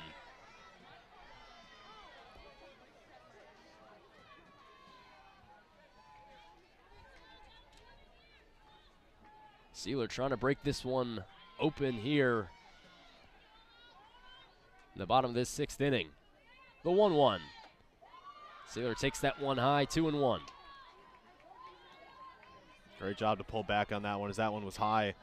Harrison's been a little bit better at avoiding the downstairs misses. But Michigan has capitalized on that adjustment, though. The 2-1 for Sealer. That one hit right out into center field. Diving after it, Jillian Anderson. She comes up with the grab. The runners able to each reach their bag safely, though. So a big stretch there by Jillian Anderson on the diving grab.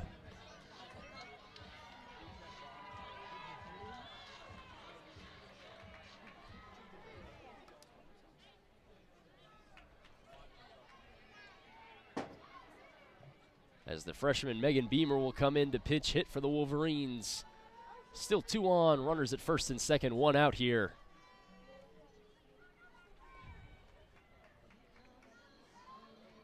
She's been a pretty reliable contact speed threat. One of the primary bench options, another freshman to watch. Hasn't necessarily got the starting reps this season with a loaded outfield. One to watch out for. Has gotten multiple high leverage spots. She'll take that one in for a strike, 0-1. Just shows the trust that this coaching staff has, though, in Beamer to put in a freshman in a moment like this. As you mentioned, TJ, high leverage indeed. The potential to give Dirk even more insurance. That one falls in for a ball, 1-1.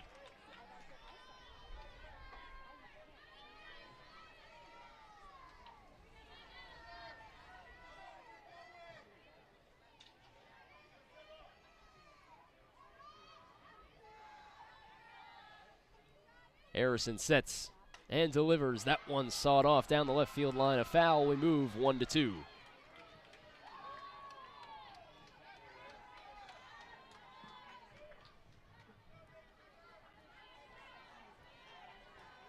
So Beamer batting in place of Maddie Erickson.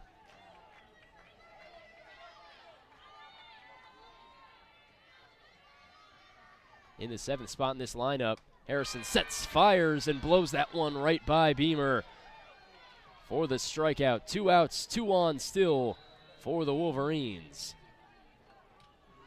And that's a big rebound at bat from Harrison in the circle to make it 2 down with 2 on. But Maddie Ramey now up. Has some pop in the bat, certainly. First pitch swinging up and out of play for Maddie Ramey, 0-1.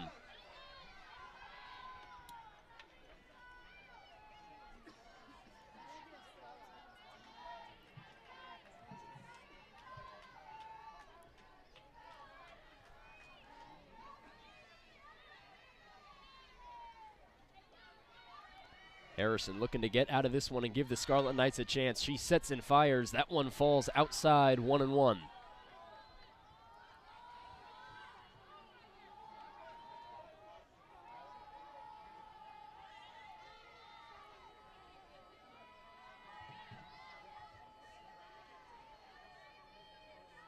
The 1-1.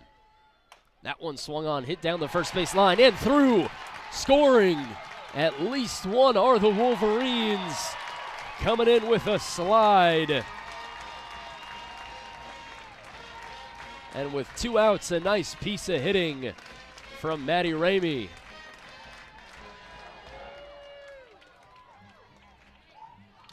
And certainly Ella Stevenson took full advantage from second to score, was charging to make the turn with Regan, who had an excellent dime from right field to prevent Putz from scoring the first time. But Michigan, when It's only one more chance for Rutgers in the top of the 7th. Tacks on 2 insurance runs and makes Durkowski's life all the more easy when it already has looked really easy this afternoon. Lead stretches out to 3-0 for the Wolverines, as we'll have a pinch runner in for Lily Vallimont.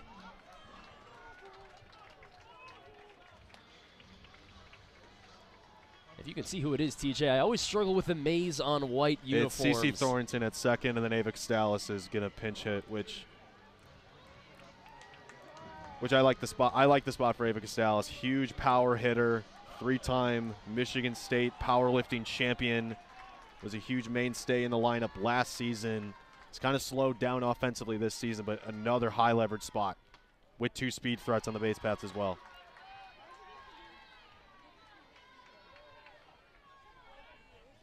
First pitch in for a ball on Ava Costalis. Man, the maize on white is hard to see. You're right. That's tough. In the sun, that's terrible. I'm aging out, TJ. Big hack there from Costalis, 1-1. Just can't find contact. 2 outs, 2 on. CeCe Thornton and Maddie Rainey, your runners on second and first, respectively. The 1-1. That one falls in low, 2-1.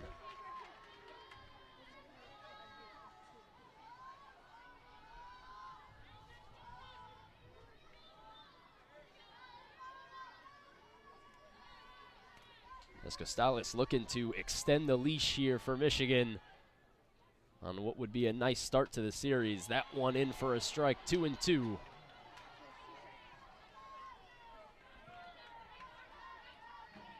For Costalis, still looking for her first hit on the season.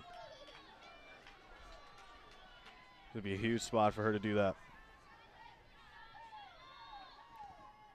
2 balls, 2 strikes. That one, check swing. And just holding up as Costalis, it's a full count.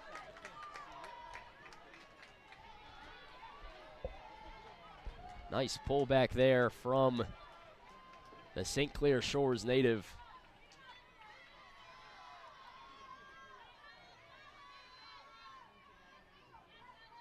As the full count pitch, that one comes in for a ball, and it'll load the bases. Excellent eye there from Ava Costalis. So no first hit of the season, but it does the job well enough. She has been remarkably patient outside of the lack of offensive prowess this season. She has been really patient. That's her 7th walk on the season with limited time. And she does her job to load the bases.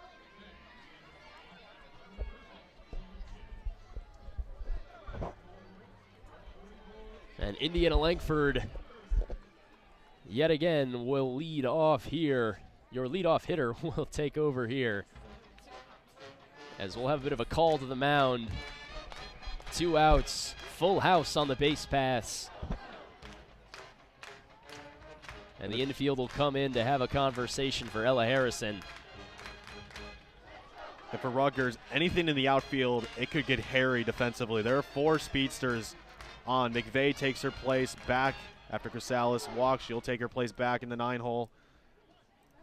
There's three speedsters on the base pass, and Indiana Langford is probably the fastest softball player I've ever seen. And really tricky for Rutgers defense if anything gets in the outfield to try to get it in to prevent 2, who knows, 3 runs if it gets hairy after that. Indeed. Indiana Langford looking to throw up a crooked number in this inning. Ella Harrison looking to stop that, though.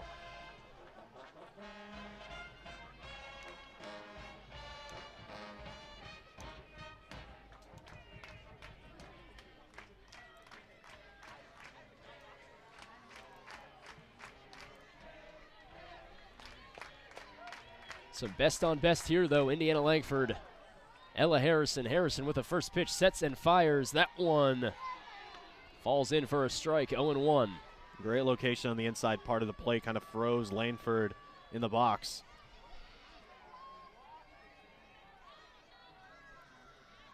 No balls, 1 strike.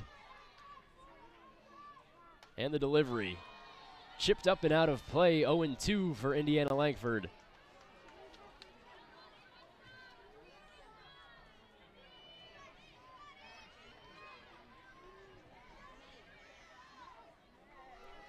As Ella Harrison's on the doorstep of escaping this inning as unscathed as can be. That one fouled off yet again by Langford.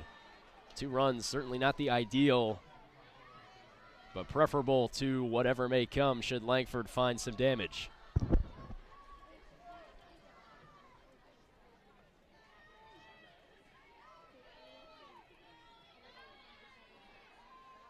Harrison sets and deals on the 0-2. That one taken by Langford. And good eye, it's a ball. Again, really close pitch off the hands of Harrison. Even better eye from Langford, though.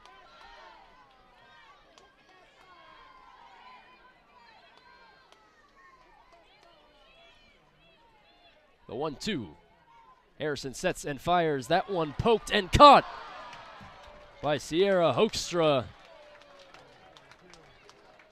Was about to potentially split the middle infield there. Hoekstra, though, coming in just in time, reading that ball so well, TJ. Yeah. And if that got past her and that trickled in the shallow center field, that kind of would have been in no man's land. That would have scored 2, and that would have made any potential Rutgers comeback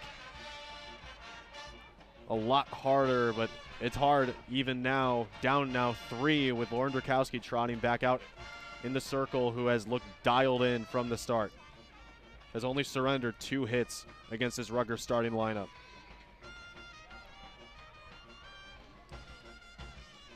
We'll have to see if the Scarlet Knights indeed have any more lineup changes in the works, as Rutgers is down to its final 3 outs of the evening.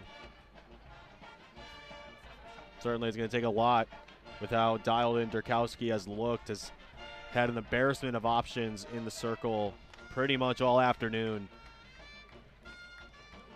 And she will see the heart of the order, 3-4-5.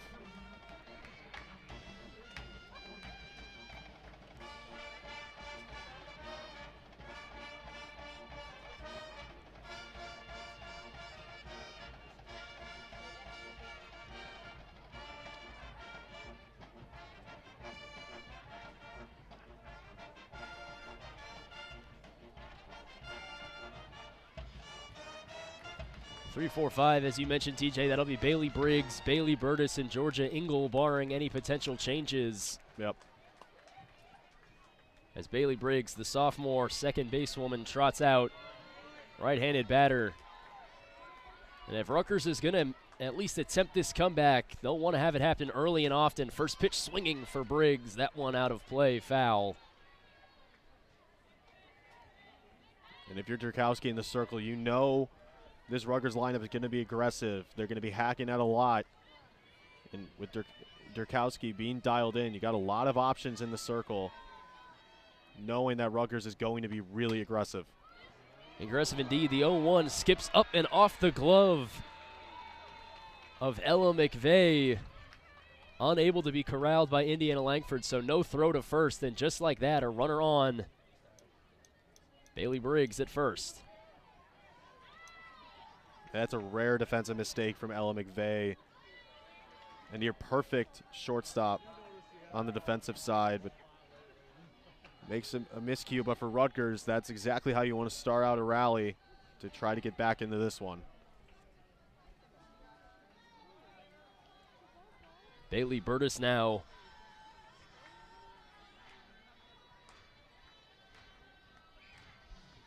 Will be the batter for the Scarlet Knights.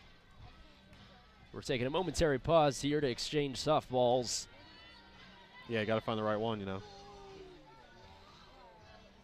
Pitchers can be a superstitious bunch like Sure. goalies.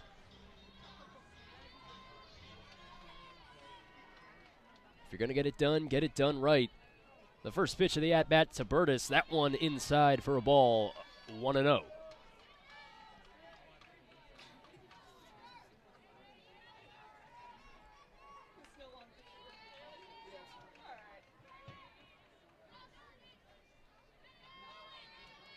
The 1-0. That one falls in low, 2-0 for Bailey Burtis.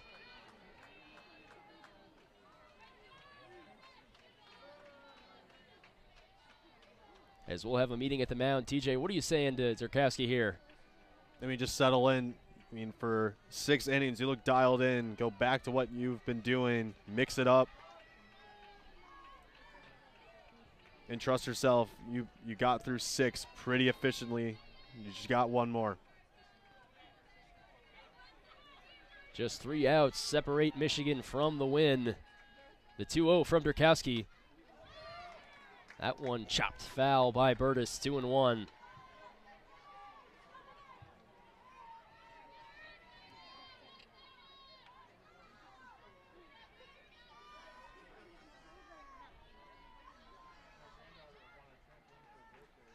The 2-1 to Burtis. That one foul yet again, 2-2. As Zerkowski, the visit to the mound has worked. She's settled her way back into an even count here. All told, though, a nice outing against the Scarlet Knights after an unfortunate weekend against Oregon for Zerkowski. Yeah, certainly. Exactly what you ask out of Zerkowski, the perennial ace. The 2-2, that one poked foul. And the count will stick even. Yeah, as much as you can really ask for. Mm-hmm. Of course, one final inning here could make it the cherry on top. Just 2 hits thus far for the Scarlet Knights.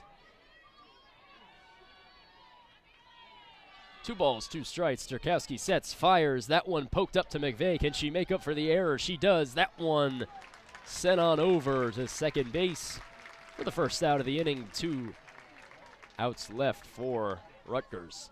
Great job getting the lead runner out. Couldn't turn 2 with Burtis charging down the line. But prevent a runner in scoring position when you absolutely need to, and that prevents a potential tying run from reaching the plate.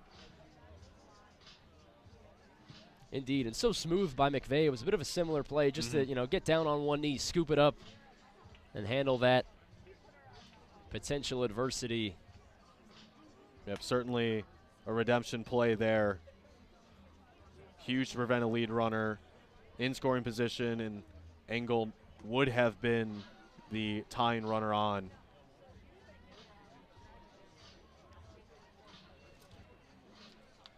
Georgia Engel, the lefty,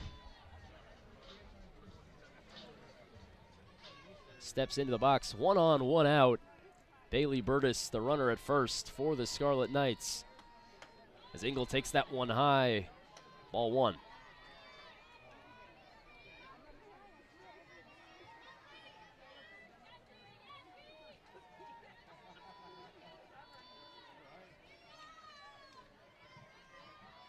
The 1-0. That one swung on and missed. 1-1. Again, the rise ball been kind of ebbing and flowing as far as how effective that pitch was, and Engel could not catch up to that. Swung way under that one.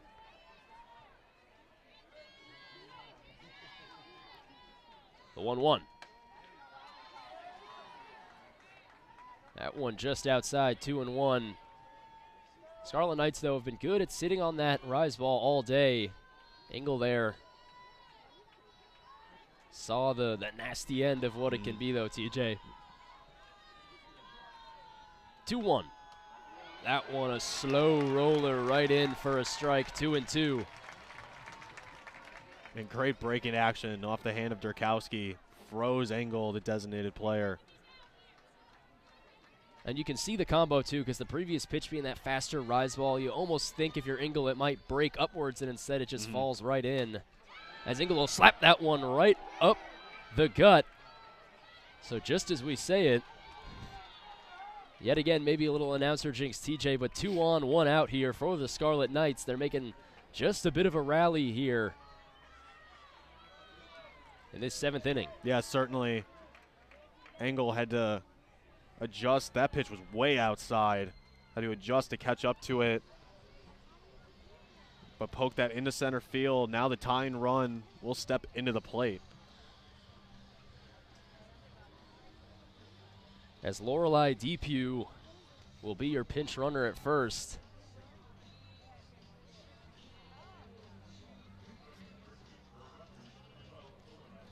That's replacing Georgia Engel. Bailey Burtis will stay at second as the runner for the Scarlet Knights. So 2 on, 1 out.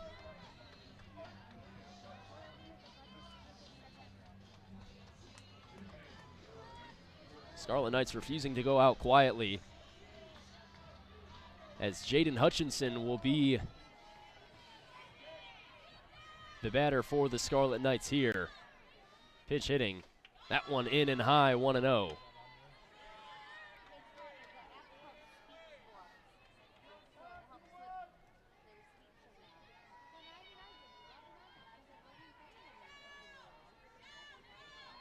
The 1-0 from Durkowski. That one swung on and missed, 1-1.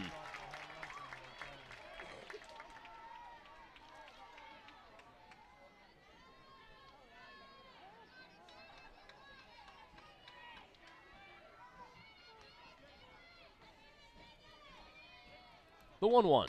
That one swung on, chopped foul by Hutchinson, 1-2.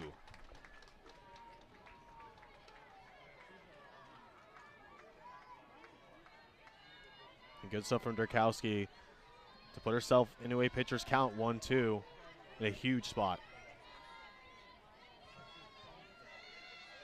1 ball, 2 strikes. The delivery from Durkowski. That one high. It gets over the head of Valimont, and moving to second and third are Depew and Burtis. So an errant throw there. Jacks up the pressure just a little more, TJ. Yeah, now 2 runners in scoring position. Valimont really good defensively for Michigan. Could not get out of the stance in time off the rise ball.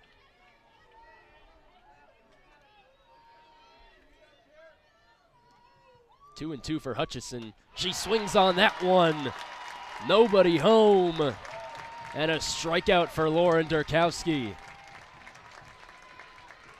And that's a huge rebound pitch.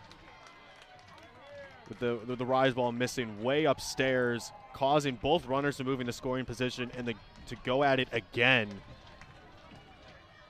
and punch out Hutchinson. Just incredible stuff from Durkowski. As Rutgers on its final out of the evening, Durkowski delivers that one high. Ball 1. Again, though, runners on second and third, so one poke into the outfield could change the momentum of this game. But the clock dwindling, so to speak, for the Scarlet Knights. The 1-0 from Durkowski. That one just a tad high, 2-0. Great eye from the freshman in Osborne.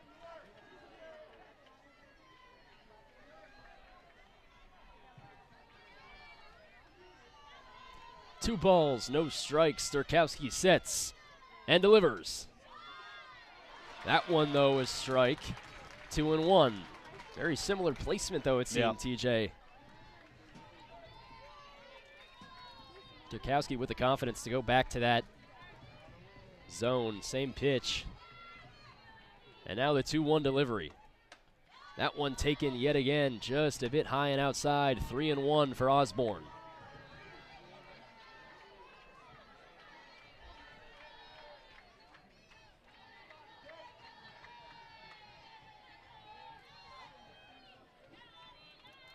The 3-1. That one just clips the inside. 3-2, a full count, and the Scarlet Knights are down to their final strike of the evening. Full count, Lauren Durkowski. Shutout, 7 innings on the horizon. The 3-2. That one high, and a ball.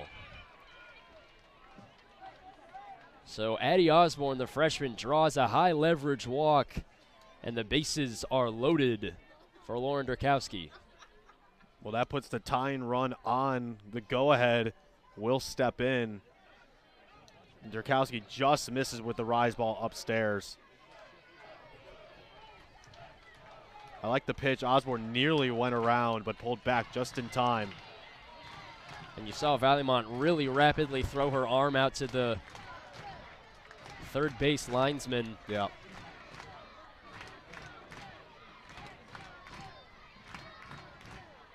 as Allison Amadio, a New Jersey native for this Rutgers team, will step in. 2 outs, no balls, no strikes. Durkowski deals that one in for a strike. As the Michigan faithful of Carroll Hutchins Stadium now is starting to feel the energy. Go-ahead run at the plate. A full house on the base path. That one high, 1-1. Burtis, Depew, and Osborne, third, second, and first, your runners respectively. Amadio at the plate.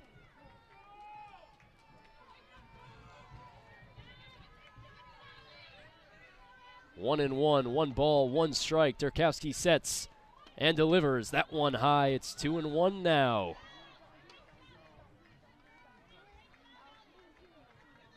TJ Durkowski not essentially attacking the zone as much as maybe she was earlier in the afternoon. Yeah, she's been really relying on the rise ball to try to shut this one down. Has not reverted to the breaking ball that much in this inning at all. You got to wonder, when is that pull the string type magic going to be pulled out? The 2-1 from Durkowski. That one swung on, blown right by Amadio. And yet again, the Scarlet Knights down to their last strike. Bases loaded, 2 balls, 2 strikes, 2 outs. Durkowski sets and deals.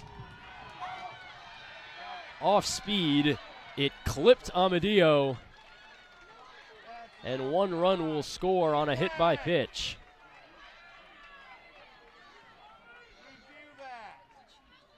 And that looked like that got a piece of Valamont's throwing hand, so we'll see if she's okay.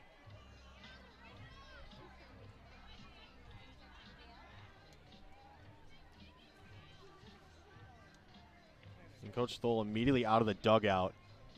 We'll see if this is a change potentially, or just to talk over that last play.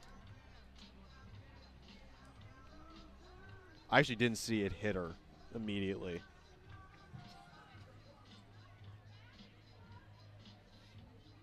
Thole speaking with the home plate umpire, now transitioning over to speak with Durkowski.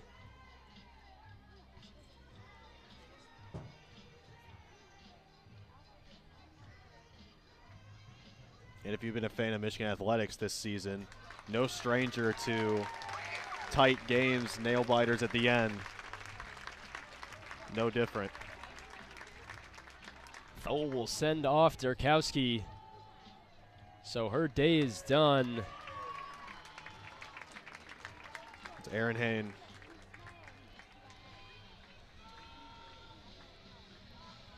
In her place, yes indeed, the righty Aaron Hain. Just 1 out needed. 3-1 lead for Michigan. Bases still loaded for the Scarlet Knights, though. A potential go-ahead run is on the base paths. And this has been a nice day of resilience for a Rutgers team that has lost 9 straight games, TJ, in Big Ten play, 1-9 overall. Their first and only win coming against Maryland. That was a 5-1 win some time ago. Yeah, I mean, they've been extremely resilient, even when Michigan tacked on 2 insurance runs in the bottom of the 6th. They still faced Durkowski and put themselves in a great spot. And lucky for those insurance runs, we'd be in a tie ball game, potentially going into extras.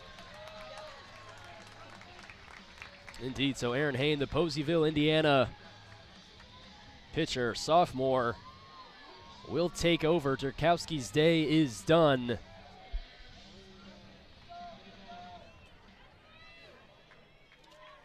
Depew, Osborne, and Amadio, your runners from third to first. As Hain delivers on the first one, that's a strike against Sierra Hoekstra, the shortstop for the Scarlet Knights.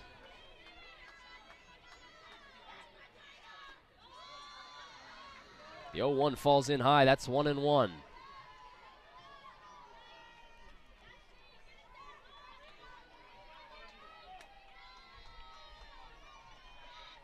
The 1-1 from Hain. That one swung on. Fanning on it was Hoekstra.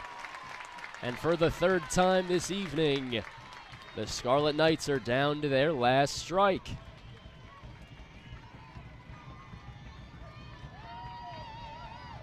One-two. Hain sets, delivers. Swing and a miss. Aaron Hain getting the job done. And Michigan 1-0 against the Scarlet Knights on this weekend series. And Erin Hain does her job, just one out, did it in quick fashion. It's been the 1-2 punch of the pitching staff. Erin Hain and Lauren Drakowski this whole season, they come up in a big way, but Rutgers looked resilient to start out this series, losing 9 straight Big Ten games and come really close, had a chance in this one with the deck stacked against them. Indeed, the Scarlet Knights never necessarily holding a lead, however, refusing to go out quietly. Down to the very strike there, TJ, bases loaded. But who else? Lauren Drakowski and Erin Hain, as you mentioned, teaming it up to get the work done. As Michigan takes the first of a 3-game set here, Sunday and Monday, the 2 final legs of this tripartite. So TJ, going forward though, you'll be back here tomorrow night. What are you looking to see out of the Wolverines to maybe keep this one a bit more distant than what happened this evening? I mean, I thought they played a really good game. Otherwise, I thought Rutgers was really resilient despite the record. They're a really resilient team. I just think offense has to come easier for Michigan, and that's, that hasn't really been a problem for them. It's been pitching to start out the year. It's been pitching. Who else is going to follow Drakowski? But I thought the offense just needs to be a little more consistent with a little more pop. But that comes. It's a lot of season, and we'll see. And tomorrow's a whole different game.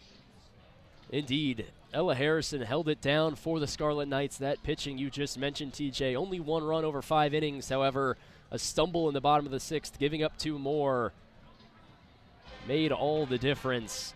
All the while, though, Rutgers moves to 1-10 in Big Ten play, still searching for their 2nd overall win, 17-25 all told. Meanwhile, Michigan 7-4 in Big Ten play as they look to inch up the standings from 6th place. 29-12 overall. For WCBN Sports, this has been TJ Fossmeyer. I'm John Tondora. We'll see you right back here tomorrow, and we'll bid you adieu, leave you with a good night, and a Go Blue.